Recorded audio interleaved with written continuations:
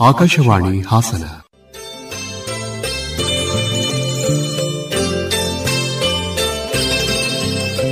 ಹಿರಿಯರ ಜೀವನದ ಹಾದಿಯನ್ನು ಪರಿಚಯಿಸುವ ಕಾರ್ಯಕ್ರಮ ಹಿರಿಯ ಜೀವಗಳ ಭಾವ.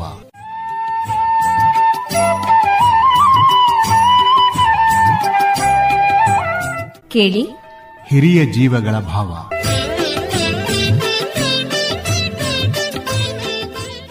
ಹಿರಿಯ ಜೀವಗಳ ಭಾವ ಈ ಮಾಲಿಕೆಯಲ್ಲಿ ಇಂದು ಹಾಸನದ ನಿವೃತ್ತ ಸಹ ಪ್ರಾಧ್ಯಾಪಕರಾದ ಡಾಕ್ಟರ್ ಎಂಎಚ್ ರಂಗೇಗೌಡ ಅವರೊಂದಿಗೆ ಮಾತುಕತೆ. ಪ್ರೀತಿಯ ಕೇಳುಗರೆ ನಮಸ್ಕಾರ. ಇವತ್ತಿನ ಕಾರ್ಯಕ್ರಮಕ್ಕೆ ಸ್ವಾಗತ. ಇವತ್ತಿನ ಹಿರಿಯ ಜೀವಗಳ ಭಾವ ಕಾರ್ಯಕ್ರಮದ ನಮ್ಮ ಅಪರೂಪದ ಅತಿಥಿ ನಮ್ಮ ಹಾಸನ ಜಿಲ್ಲೆಯವರೇ ಆದಂತಹ ನಿವೃತ್ತ ಸಹ ಪ್ರಾಧ್ಯಾಪಕರು ಹಾಗೂ ಇದೀಗ ಒಂದು ಖಾಸಗಿ ಕಾಲೇಜಿನಲ್ಲಿ ಪ್ರಾಂಶುಪಾಲರಾಗಿ ಸೇವೆಯನ್ನ ಸಲ್ಲಿಸ್ತಾ ಇರತಕ್ಕಂತ ಡಾಕ್ಟರ್ ರಂಗೇಗೌಡ ದೊಡ್ಮಗ್ಗೆ ಅವರು. ರಂಗೇಗೌಡರು ಸುಮಾರು 36 ವರ್ಷಗಳ ಕಾಲ ಅವರು ಪ್ರಾಧ್ಯಾಪಕರಾಗಿ ಸೇವೆಯನ್ನ ಸಲ್ಲಿಸಿದಂತವರು. ಸಾವಿರಾರು ಜನ ವಿದ್ಯಾರ್ಥಿಗಳ ಬದುಕಿಗೆ ಬೆಳಕಾದಂತವರು. ಅವರ ವಿದ್ಯಾರ್ಥಿ ಜೀವನವೂ ಕೂಡ ಬಹಳ ಚೆನ್ನಾಗಿ ಇತ್ತು. ಅವರ ವೃತ್ತಿ ಜೀವನದಲ್ಲಿ ಅನೇಕ ಅನುಭವಗಳನ್ನ ಪಡೆದಂತವರು. ನಿವೃತ್ತಿಯ ನಂತರವೂ ಕೂಡ ಅವರಲ್ಲಿ ಇರುವಂತಹ ಪ್ರತಿಭೆಯ ಕಾರಣದಿಂದಾಗಿ ಇವತ್ತಿಗೂ ಕೂಡ ಪ್ರತಿಷ್ಠಿತವಾದಂತಹ ಒಂದು ಪ್ರಥಮ ದರ್ಜೆ ಕಾಲೇಜಿನಲ್ಲಿ ಪ್ರಾಂಶುಪಾಲರಾಗಿ ಅವರು ಸೇವೆಯನ್ನ ಸಲ್ಲಿಸ್ತಾ ಇದ್ದಾರೆ. ಅವರ ಜೀವನ ಗಾಥೆಯನ್ನ ಇವತ್ತು ನಾವು ಅವರಿಂದನೇ ಕೇಳಿ ತಿಳಿದುಕೊಳ್ಳೋಣ. ಸರ್, ತಮಗೆ ನಮಸ್ಕಾರ. ಕಾರ್ಯಕ್ರಮ ನಮಸ್ಕಾರ. ಆಕಾಶವಾಣಿಯವರಿಗೆ ಊರು ಯಾವುದು ಅಂತ ಹೇಳಿ ನಾನು ಕೇಳೋದಿಲ್ಲ. ಯಾಕೆ ಅಂತ ಹೇಳಿದ್ರೆ ನಿಮ್ಮ ಹೆಸರು ಜೊತೆಲೆ ಊರು ಕೂಡ ಇದೆ, ಡಾಕ್ಟರ್ ರಂಗೇಗೌಡ ದೊಡ್ಡಮಗ್ಗೆ. ಇದು ಅರಕಲಗೂಡು ತಾಲೂಕಿನಲ್ಲಿ ಇರತಕ್ಕಂತಹ ಒಂದು ಪ್ರಸಿದ್ಧವಾದ ಗ್ರಾಮ ಅಂತ ಹೇಳಿ ನಾವು ಹೇಳ್ಬಹುದು. ವಿದ್ಯಾವಂತರಿರ್ತಕ್ಕಂಥ ಗ್ರಾಮ. ಅದಕ್ಕೆ ನೀವೇ ಇವತ್ತು ಸಾಕ್ಷಿ. Thank you. ತಮಗೆ ಕಾರ್ಯಕ್ರಮಕ್ಕೆ ಸ್ವಾಗತ ಸರ್. ನಿಮ್ಮ ಹುಟ್ಟು ಬಾಲ್ಯ ಇವೆಲ್ಲವೂ ಕೂಡ ದೊಡ್ಡಮಗ್ಗೆಯಲ್ಲೇ ಕಳೀತೀವಿ. ಹೇಗಿತ್ತು ಆವತ್ತಿನ ದಿವಸಗಳನ್ನ ನೆನಪು ಮಾಡ್ಕೊಳ್ಳಿಕ್ಕೆ ಸಾಧ್ಯನಾ? ಸಾಧ್ಯ ಇದೆ. ಅವತ್ತು ಎಲ್ಲಾ ಕುಟುಂಬಗಳಲ್ಲೂ ಬಟ್ಟೆ ಬಡತನ, ಅನ್ನ ಬಡತನ, ವಾಸ ಬಡತನ ಇತ್ತು. ಅದನ್ನ ನಾನು ನಕಾರಾತ್ಮಕವಾಗಿ ತಗೊಳ್ಳಿಲ್ಲ. ಸಾಧಿಸ್ಲಿಕ್ಕೆ ಹೊರಟಾಗ ಇವುಗಳನ್ನು ಸ್ವಲ್ಪ ತ್ಯಾಗ ಮಾಡಿದ್ರೆ ಹೇಗೆ ಅಂತೇಳಿ ಆಗ ನನ್ನ ಚಿಂತನೆಗೆ ಬಂತು. ನಾನು ಏನೋ ಒಂದು ಉನ್ನತವಾದಂತಹ ಸ್ಥಾನಕ್ಕೆ ಹೋಗಬೇಕು, ಪರ್ಟಿಕ್ಯುಲರ್ಲಿ ಟೀಚಿಂಗ್ಗೆ ಹೋಗಬೇಕು. ಹಾಗಾಗಿ ನಾನು ಈ 3 ಅಂಶಗಳಿಗೆ ಗಮನ ಕೊಡಲಿಲ್ಲ. ಬಾಲ್ಯದಲ್ಲೇ ನನಗೆ ಹೇಳಿದ್ನಲ್ಲ, 3 ಫೇಸ್ ಮಾಡಿದೀನಿ ನಾನು. ಬಟ್ ಅದ್ಯಾವುದು ಅಡ್ಡ ಬರಲಿಲ್ಲ. ನಮ್ಮೂರಲ್ಲಿ ಇದ್ರು ಬಹಳ ಶ್ರೀಮಂತ ಹುಡುಗರಿದ್ರು. ಅವ್ರು ನನ್ನನ್ನ ನಿನ್ ಕೆಲ ಏನೂ ಆಗಲ್ಲ ಅಂತ ಹೇಳ್ತಾನೆ ಇದ್ರು. ಅವರ ಆತರ ಮಾತಾಡಿದ್ದು ಕೂಡ ನನಗೆ ಒಂಥರ ಚಾಲೆಂಜಿಂಗ್ ಆಯ್ತು. ಹಾಗಾಗಿ SSLC ದೊಡ್ಡ ಮಗ್ಗೆಯಲ್ಲಿ ಮಾಡಿದ ತಕ್ಷಣನೇ ನಾನು ಏನು ಗೊತ್ತಿಲ್ಲ, ಮೈಸೂರು ನೋಡಿಲ್ಲ ನಾನು. ಹೋದೆ ಮೈಸೂರಿಗೆ. ಕೊಣನೂರಲ್ಲಿ ಎಕ್ಸಾಮ್ ಬರ್ದ್ವಿ ನಾವು. ಮಗ್ಗೆಯಿಂದ ನಡ್ಕೊಂಡು ಹೋಗಿ SSLCನ ಕೊಣನೂರಲ್ಲಿ ಬರ್ದು. ಸೆಂಟರ್ ಇಲ್ಲ. ಪುಣ್ಯಾತ್ಮರು ನನಗೆ ಹೈಸ್ಕೂಲ್ ಟೀಚರ್ ಸಿಕ್ಕಿದ್ರು. ಅವರು ನನ್ನ ಪ್ರತ್ಯೇಕವಾಗಿ ಗುರುತಿಸ್ತಾ ಇದ್ರು. ನಿನಗೆ ಸಂಕಟ ಇದ್ರು ನಿನಗೊಂದು ಸಂಕಲ್ಪ ಇದೆ, ಯಾವ ತರ ಬೇಕಾದ್ರೂ ನಾವು ಎನ್ಕರೇಜ್ ಮಾಡ್ತೀವಿ, ಗೋ ಅಹೆಡ್.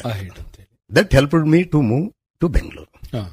ಅದು ಗವರ್ಮೆಂಟ್ ಕಾಲೇಜ್, ಮಾಣಿಸ್ ಜೂನಿಯರ್ ಕಾಲೇಜ್ ಅಂತ. ತಾವು ದೊಡ್ಡಮಗ್ಗೆನಲ್ಲಿ ಹುಟ್ಟಿದೆ ಅಂತ ಹೇಳಿ ಹೇಳಿದ್ರಿ. ಹೌದು. ನಿಮಗೆ ಬುದ್ಧಿ ಬಂದಾಗ ದೊಡ್ಡಮಗ್ಗೆ ಹೇಗಿತ್ತು? ಬಹಳ ಒಂದು ಸಣ್ಣ ಗ್ರಾಮ. ಜನಸಂಖ್ಯೆ ಬಹಳ ಕಡಿಮೆ, ರಸ್ತೆಗಳಿಲ್ಲ, ಮನೆ ಮುಂದೆ ರಸ್ತೆಗಳಿಲ್ಲ, ಎಲ್ಲ ಓಣಿಗಳಾಗ. ಆಮೇಲೆ ಅಲ್ಲಿ ತಂದೆ ತಾಯಿಗಳಿಗೆ ಬಹುತೇಕರಿಗೆ ಮಕ್ಕಳನ್ನ ಶಾಲೆಗೆ ಕಳಿಸಬೇಕು ಎಂಬತಕ್ಕಂಥ ಮನಸ್ಸೇ ಇರಲಿಲ್ಲ. ಕಾರಣ ಇಷ್ಟೇ, ಅವತ್ತಿನ ಕಾಲದಲ್ಲಿ ಅವರಿಗೆ ಭೂಮಿಯ ಪ್ರಮಾಣ ಜಾಸ್ತಿ ಇತ್ತು ಕೆಲವರಿಗೆ. ಅವತ್ತಿನ ಕಲ್ಪನೆ ಏನು ಅಂತಂದ್ರೆ, ಈ ವಿದ್ಯೆ ಓದ್ಕೊಂಡು ಹೋದ್ರೆ ಕೆಲಸಕ್ಕೆ ಹೋಗ್ಬಿಡ್ತಾರೆ, ಮನೆಯಲ್ಲಿ ಹೊಲ ಇರೋದಿಲ್ಲ, ಎಮ್ಮೆ ಕಾಯ್ಬೇಕು, ದನ ಕಾಯ್ಬೇಕು, ಈ ಕಲ್ಪನೆ ಇತ್ತು. ಅವ್ರು ಬಹಳ ಮುಗ್ದಿರಿದ್ರು.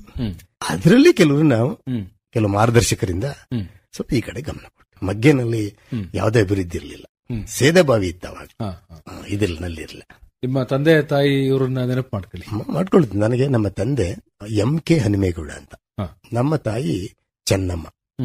ನನಗೆ ಅವ್ರಿಗಿಂತ ಹೆಚ್ಚಾಗಿ ನನಗೆ ನಮ್ಮ ಅಯ್ಯ ದುಪ್ಟಿ ಕಾಳೇಗೌಡ ತಾತ. ನಾವು ಅವ್ರ ತಲೆ ಬೆಳೆದಿದ್ದು.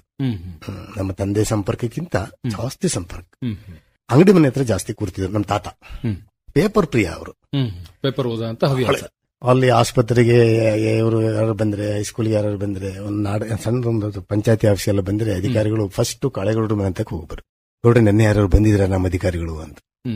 ಅವರು ಬಹಳ ಪ್ರಿಯ. ಅವ್ರಿಗೆ ವಿದ್ಯಾವಂತರು ಅಂದ್ರೆ ಪಂಚಪ್ರಾಣ. ನಿಮ್ಮ ಶಿಕ್ಷಣಕ್ಕೆ ಅವರೇ ಪ್ರೇರಣೆ? ಅವರೇ ಅವರು ಕಾರಣ. ಇನ್ನು ಕೆಲವು ನಮ್ಮ ಬಂಧುಗಳು ಕೂಡ ಸಣ್ಣ ಅಮೌಂಟ್ ಆದ್ರೂ ನನಗೆ ರಮೇಶ್ ಅಂತ ಕರೀತಾರೆ ಈಗಲೂ. ಅಲ್ಲಿ ರಮೇಶಣ್ಣ ದೊಡ್ಡ ಹೆಸರು. 5 ರೂಪಾಯಿ ಇಲ್ಲ 10 ರೂಪಾಯಿ ಆಗ್ಲಿ ನಾನು ಊರಿಗೆ ಬಂದಾಗ ಇಟ್ಕೊಂಡಿರಪ್ಪ, ನೀನು ಓದು ನೋಡೋಣ, ನಿನ್ನ ಕುಟುಂಬನ ಸಾಕು, 6 ಜನಕ್ಕೆ ನೀನ್ ದೊಡ್ಡವನು. ಇಲ್ಲ ಅಣ್ಣ, ನಾನು ಡಿಸೈಡ್ ಮಾಡ್ಬಿಟ್ಟಿದ್ದೀನಿ, ನಾನು ತ್ಯಾಗ ಮಾಡಿ ಆಯ್ತು ಮಾಡಬೇಕಾದ್ದೆಲ್ಲವನ್ನು. ಹಾಗಾಗಿ ಅವರೆಲ್ಲರ ಬೆಂಬಲ ನನಗೆ ಹೆಲ್ಪ್ ಆಯ್ತು, ಬಹಳ ಹೆಲ್ಪ್ ಆಯ್ತು. ತಂದೆಯವರು ಏನು ಕೆಲಸ ಮಾಡ್ತಾರೆ? ವ್ಯವಸಾಯ. ಜಮೀನೇನು ಜಾಸ್ತಿ ಇರ್ಲಿಲ್ಲ, 10 ಎಕರೆ ಇತ್ತು. ಈಗ ನಾವು 5 ಜನ ಇದೀವಿ, 2 ಎಕರೆ ಬಂದಿದೆ. ನಮ್ಮ ಬ್ರದರ್ಸ್ ಮಾಡ್ತಾ ಇದ್ದಾರೆ. ನಿಮ್ಮ ಅಣ್ಣ ತಮ್ಮದಿರು ಅಕ್ಕ ತಂಗಿರು? ನಾವು 6 ಜನದಲ್ಲಿ ಗಂಡು ಮಕ್ಕಳು 5 ಜನ, ಹೆಣ್ಣು ಮಗಳು ಒಬ್ಳು. ಹೆಣ್ಣು ಮಗಳನ್ನ ಇಲ್ಲೇ ಹಾಸನಲ್ಲಿ ಕಾಟೆಹಳ್ಳಿ ಅಂತ ಜಾಗದಲ್ಲಿ ಮದುವೆ ಮಾಡ್ಕೊಟ್ಟಿದ್ವಿ. ಅವ್ರು ಕಿಮ್ಕೋದಲ್ಲಿ ಇದ್ರು.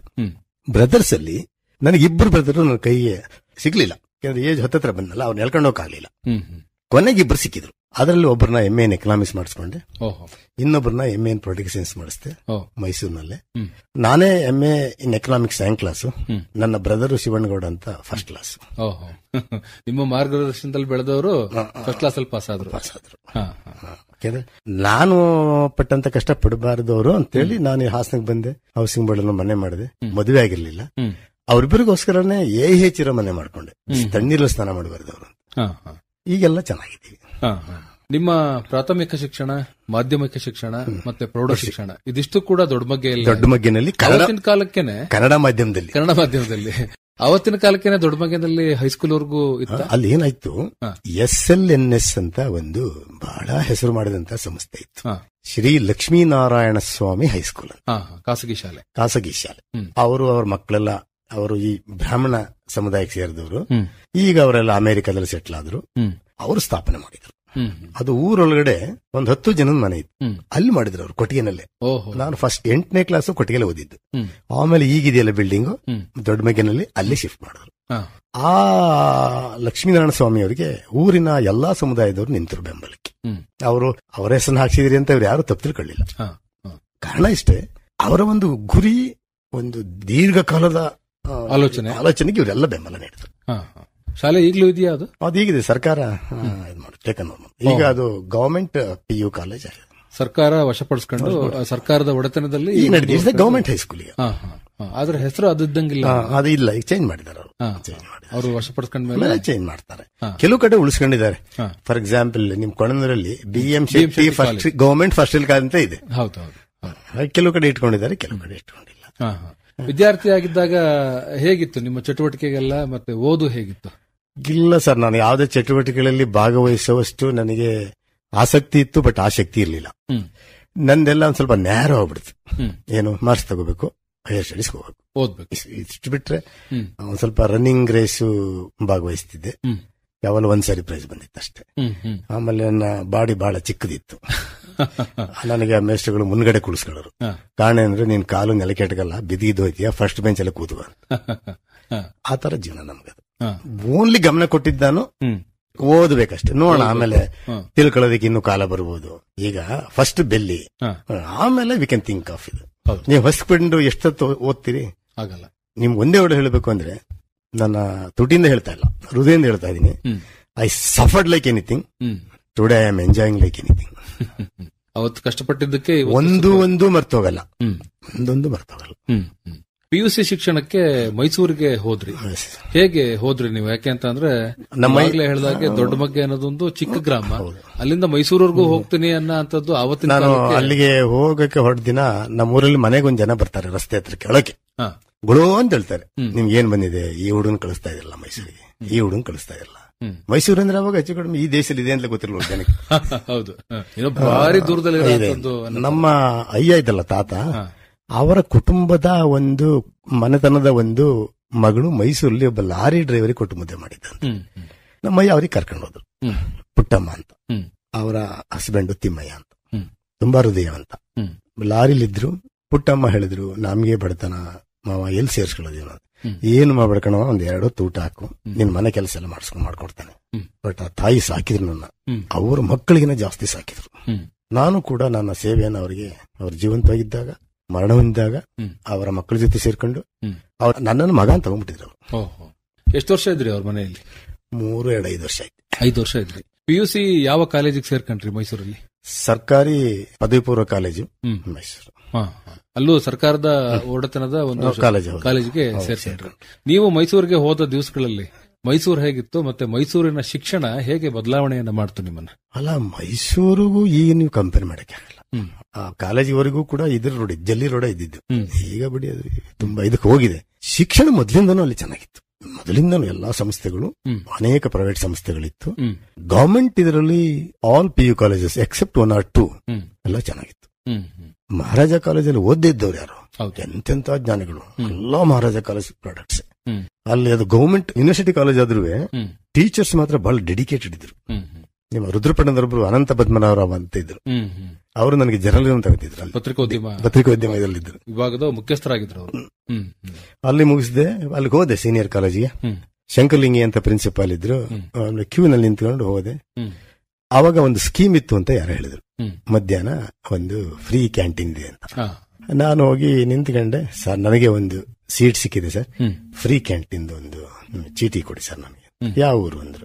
ನನ್ನ ಪಕ್ಕ ಕೃಷ್ಣ ಅಂತ ಅವರು ನಿಂತಿದ್ರು. ನನಗೆ ಸರ್ ದೊಡ್ಡ ಮಗೆ ಅಯ್ಯೋ ಅಲ್ಲಿ ಏನು ಬೆಳೆಯೋದೇ ಇಲ್ವಲ್ಲೋ, ಇಲ್ಲಿವರೆಗೆ ಬಂದ್ರೆ ದೊಡ್ಡ ಅಚೀವ್ಮೆಂಟ್ ಅಂತ ಹೇಳಿದ ಯಾರ ಕರೆದು ಇವ್ರಿಗೊಂದು ಚೀಟಿ ಕೊಡಮ್ಮ ಅಂದ್ರು.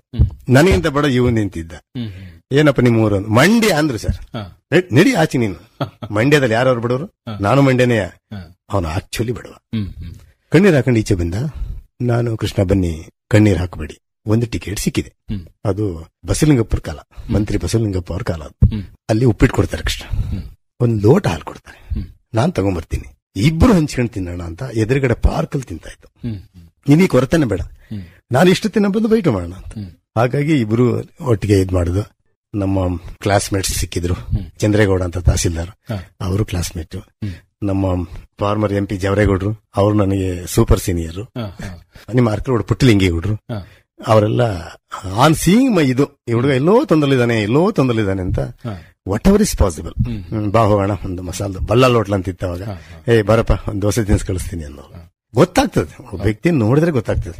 SSLC ಫಲಿತಾಂಶ ಏನ್ ಬಂತು ನಿಮ್ದು? ನನಗೆ 296 ಬಂತು. ಇನ್ 4 ಬಂದಿದ್ರೆ ನಾನು ಸೆಕೆಂಡ್ ಕ್ಲಾಸ್ ಆಗ್ತಿದ್ದೆ. 296. ಈ SLC ವರ್ಗುನು ಹೆಂಗೋ ನಡೆದ್ಬಿಡುತ್ತೆ ಅಂತ ಅಂದ್ರೆ ಆವತ್ತಿನ ಕಾಲದ ಹೇಳ್ತದೆ. ಆ ನಂತರ ನಮ್ಗೆ ಆಯ್ಕೆಯ ಪ್ರಶ್ನೆ ಎದುರಾಗುತ್ತೆ. ಒಳ್ಳೆ ಕಷ್ಟ, ಒಳ್ಳೆ ಪ್ರಶ್ನೆ ಕೇಳಿದ್ರಿ. ಆರ್ಟ್ಸ್ಗೆ ಹೋಗ್ಬೇಕು, ಕಾಮರ್ಸ್ಗೆ ಹೋಗ್ಬೇಕು, ಇದನ್ನ ಹೇಗೆ ನೀವು ಆಯ್ಕೆ ಮಾಡಿದ್ರಿ? ಆಗ ನನಗೆ ಆಯ್ಕೆ ಇರ್ಲಿಲ್ಲ, ಅನಿವಾರ್ಯ ಇತ್ತು. 10ನೇ ಕ್ಲಾಸ್ ಆಯ್ತು, 11ನೇ ಕ್ಲಾಸ್ ಹೋಗ್ಬೇಕು. ನೀವು ಆಯ್ಕೆ ಮಾಡ್ಬೇಕಲ್ಲ, ನಿಮ್ಗೆ ಕಲಾ ವಿಭಾಗಕ್ಕೆ ಹೋಗ್ಬೇಕು. ಇಲ್ಲ, ನನಗೆ ಸೈನ್ಸ್ ಆಗಲ್ಲ ಅಂತ ಗೊತ್ತಾಯ್ತು, ಇಂಗ್ಲಿಷ್ ಮೀಡಿಯಂ ಆಗಲ್ಲ ಅಂತ ಗೊತ್ತಾಯ್ತು, ಕಾಮರ್ಸ್ ಆಗಲ್ಲ ಅಂತ ಗೊತ್ತಾಯ್ತು, ಇದು ಬಹಳ ಚೀಪ್ ಸಿಗುತ್ತೆ ಅಂತ ಗೊತ್ತಾಯ್ತು, ಕಾಸು ಕಡಿಮೆ ಬಟ್ಟಿ ಮಂದ, ಓದಿ ಕಲಾ ವಿಭಾಗದಲ್ಲೇ ಓದಿದ್ದೆ. ನನಗೆ ಬಾಲಿನ ಸ್ವಲ್ಪ ಓದೋ ಅಭ್ಯಾಸ ಇತ್ತು. ಒಂದ್ ಕಡೆ ಒಂದ್ ಬುದ್ಧ ಓದಿದ್ದೆ. ಯಾವುದೇ ಕಾರಣಕ್ಕೂ ನಮಗೆ ಎಟಗಲ್ವೋ ಅದಕ್ಕೆ ಪ್ರಯತ್ನ ಮಾಡಬಾರ್ದು ಅಂತ. ಪ್ರಯತ್ನ ಮಾಡಿದ್ರೆ ಡಿಸಪಾಯಿಂಟ್ ಆಗ್ತೀಯಾ? ಪ್ರಯತ್ನ ಮಾಡಬಾರ್ದು ಅಂತಲ್ಲ, ಗೊತ್ತಾಗುತ್ತೆ. ನನಗೆ ಆಗಲ್ಲ ಗೊತ್ತಾಗುತ್ತೆ. 100% ಆಗಲ್ಲ ಅಂದ್ರೆ ನಿನಗೆ ಸೈನ್ಸ್ ಆಗಲ್ಲ ಅಂದ್ರೆ ನೀನ್ ಸೈನ್ಸ್ ಹೋಗ್ಬೇಡ. ಅವತ್ತಿನ ನಮ್ಮೂರಲ್ಲಿ ಪಾಸ್ ಆದಂತ ಅನೇಕ ಮಕ್ಕಳು ಸೈನ್ಸ್ ಅಲ್ಲಿ ಏನು ಊರಲ್ಲಿ ಮೆರವಣಿಗೆ ಮಾಡ್ಬಿಟ್ರಿ, ಹಾರ ಹಾಕಂತ. ರಮಾಮಣಿ ಅಂತ ಫಸ್ಟ್ ಪ್ಲೇಸ್ ಬಂತು. ಆಗ ಪೋಸ್ಟ್ ಆಫೀಸಲ್ಲಿ ಡೈರೆಕ್ಟ್ ಅಪಾಯಿಂಟ್ಮೆಂಟ್ ಇತ್ತು. ಅದು ಸೆಲೆಕ್ಟ್ ಆಗ್ಬಿಡ್ತು. ಸಂಬಳ ನಾವು ಓದ್ತಾನೆ ಇದೀವಿ. ನನ್ನ ಜೊತೆ ರಿಟೈರ್ಡ್ ಆಗುವಾಗ ರಮಾಮಣಿಯವರ ಹೇಗಿದ್ದೀರಿ? ಅಯ್ಯೋ ರಮೇಶ್, ನನ್ನ ಕತೆ ನೀವೀಗ ಪೆನ್ಷನ್ ತಗೋತಿರಲ್ಲ, ಅಷ್ಟು ಸ್ಯಾಲರಿನೇ ನಾನು ರೀಚ್ ಆಗಲಿಲ್ಲ. ನೋಡಿ ಹೆಂಗೆ ಬದುಕು ಕವಲುಗಳು. ನಾನ್ ತಗೊಂಡಿದ್ದಕ್ಕೆ ನನಗೆ ಪಶ್ಚಾತ್ತಾಪ ಪಡ್ಲಿಲ್ಲ. ಅಲ್ಲೂ ಮತ್ತೆ ಕನ್ನಡ ಮೀಡಿಯಂ ತಗೊಂಡೆ. ಕನ್ನಡ ಮೀಡಿಯಂ ತಗೊಂಡೆ, ಅಲ್ಲಿ ಪಾಸ್ ಆಯ್ತು. ಮಹಾರಾಜ ಕಾಲೇಜಲ್ಲಿ ಸೀಟ್ ಸಿಗುವಷ್ಟು ಬಂತು. ಮತ್ತೆ ನನಗೆ ಪ್ರಶ್ನೆ ಬಂತು, ಮಹಾರಾಜ ಕಾಲೇಜು ಒಂದೇನ ಇದ್ದಿದ್ದು ಅವತ್ತಿನ ಕಾಲಕ್ಕೆ? ಯೂನಿವರ್ಸಿಟಿ ಕಾಲೇಜ್ ಒಂದೇ ಇದ್ದು. ಇನ್ನು ಪ್ರೈವೇಟ್ ಕಾಲೇಜ್ ತುಂಬಾ ಇತ್ತು. ಅಲ್ಲಿಗೆ ದುಡ್ಡು ಕಟ್ಟಕ್ ಆಗ್ಬೇಕಲ್ಲ. ಆಮೇಲೆ ಮಹಾರಾಜ ಕಾಲೇಜ್ ಬಗ್ಗೆ ಸ್ವಲ್ಪ ಅಧ್ಯಯನ ಮಾಡಿದ್ದೆ.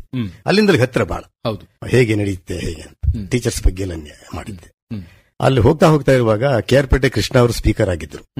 ಅವರ ವೈಫ್ ಸಿಕ್ಕಿದ್ರಲ್ಲಿ, ನನಗೆ ಪರಿಚಯ ಇಲ್ಲ. ಪ್ರೊಫೆಸರ್ ಇಂದ್ರಮ್ಮ ಅಂತ ಇಲ್ಲಿದ್ದಾರೆ. ಮೇಡಮ್ ನಮಸ್ಕಾರ ಮೇಡಮ್ ಅಂತ. ಯಾರು ನೀನು ಅಂದ್ರು. ಮೇಡಮ್ ಈ ತರ ಅಲ್ಲಿ ಪಾಸ್ ಆಗಿದ್ದೀನಿ, ಇಲ್ಲಿ ಸೀಟ್ ಸಿಕ್ಕಿದೆ, ಕೇಳೋಣ ಅಂತ ಬಂದೆ. ಏನ್ ಕಾಂಬಿನೇಷನ್ ತಗೊಂಡಿದ್ಯಪ್ಪ? ಮೇಡಮ್ EPS ತಗೊಂಡಿದ್ದೀನಿ. ಎಕನಾಮಿಕ್ಸ್ ತಗೊಂಡಿದ್ಯಾ? ವೆರಿ ಗುಡ್ ಅಂತ ರೂಮಿಗೆ ಕರ್ಕೊಂಡು ಹೋಗಿ ಎಲ್ಲಾನು ವಿಚಾರಿಸಿದ್ರು. ಗೊತ್ತಾಗಲ್ಲ ಸಮುದಾಯ ಏನು ಎತ್ತ ಅಂತ. ಅವತ್ತು ಅವ್ರನ್ನ ಪ್ರಾಮಿಸ್ ಮಾಡ್ತಾರೆ, ನಿನ್ ಯಾವುದೇ ತರದ್ ನೀನ್ ನೋಡ್ರೆ ಅಯ್ಯೋ ಅನ್ಸುತ್ತೆ, ನಿನ್ಗೆ ಯಾವುದೇ ತರದ್ ಹೆಲ್ಪ್ ಬೇಕಾದ್ರೂ ಮಾಡ್ತೀನಿ, have in your mind doing MA in economics. ಆಗ್ಲಿಲ್ಲ ನೆಕ್ಸ್ಟ್ ರಿಮೈನಿಂಗ್ ಸಬ್ಜೆಕ್ಟ್ ಹೋಗು, ಪ್ರಯಾರಿಟಿ ಮಾಡ್ಕೊ, ಬೇಕು ಅದಾಗ್ಲಿಲ್ಲ ನೆಕ್ಸ್ಟ್ ಹೋಗು ಅಂತ. ಪುಸ್ತಕ ತರಿಸ್ಕೊಡೋರು. ಆಮೇಲೆ ಅವ್ರ ಸಾಹೇಬ್ರಲ್ಲಿದ್ದಾಗ ಸರಸ್ವತಿ ಮನೆ ಇದ್ದಾಗ ನಾನು ಕರೆಸೋರು, ಸಾಹೇಬ್ರಿ ಪರಿಚಯ ಮಾಡೋರು. ಅವ್ರ ಅಂತರಂಗದಲ್ಲಿ ಯಾವ ಸಂಬಂಧ ಮಾಡ್ಬೇಕಿತ್ತು ನನಗದು ಗೊತ್ತಿಲ್ಲ, ಯಾರು ಸುಮ್ಮನೆ ಮಾಡ್ಲಿರಾರು. ಬಟ್ ಅಂತ ಪ್ರಸಂಗ ಎದುರಾಗ್ಲೇ ಇಲ್ಲ, ನನಗೆ ಎನ್ಕರೇಜ್ ಮಾಡಿದ್ರು. ದಟ್ ಹೆಲ್ಪ್ಡ್ ಮಿ. ಮಹಾರಾಜ ಕಾಲೇಜಿಂದ ಸೇರಿ ತಾವು ಪದವಿಗೆ ಸೇರ್ತೀರ, ಅಲ್ಲಿ ಅನುಭವಗಳು ಹೇಗಿತ್ತು ಅವತ್ತಿನ ಕಾಲಕ್ಕೆ? ಅದು ಈ ಪಾಠಕ್ಕೆ ಮಾತ್ರ ಅಲ್ಲ, ಈ ಸ್ಪೋರ್ಟ್ಸ್ ಆಕ್ಟಿವಿಟಿ ಇದೆಯಲ್ಲ, ಅದಕ್ಕೆ ಬಹಳ ಎನ್ಕರೇಜ್ ಮಾಡೋರು.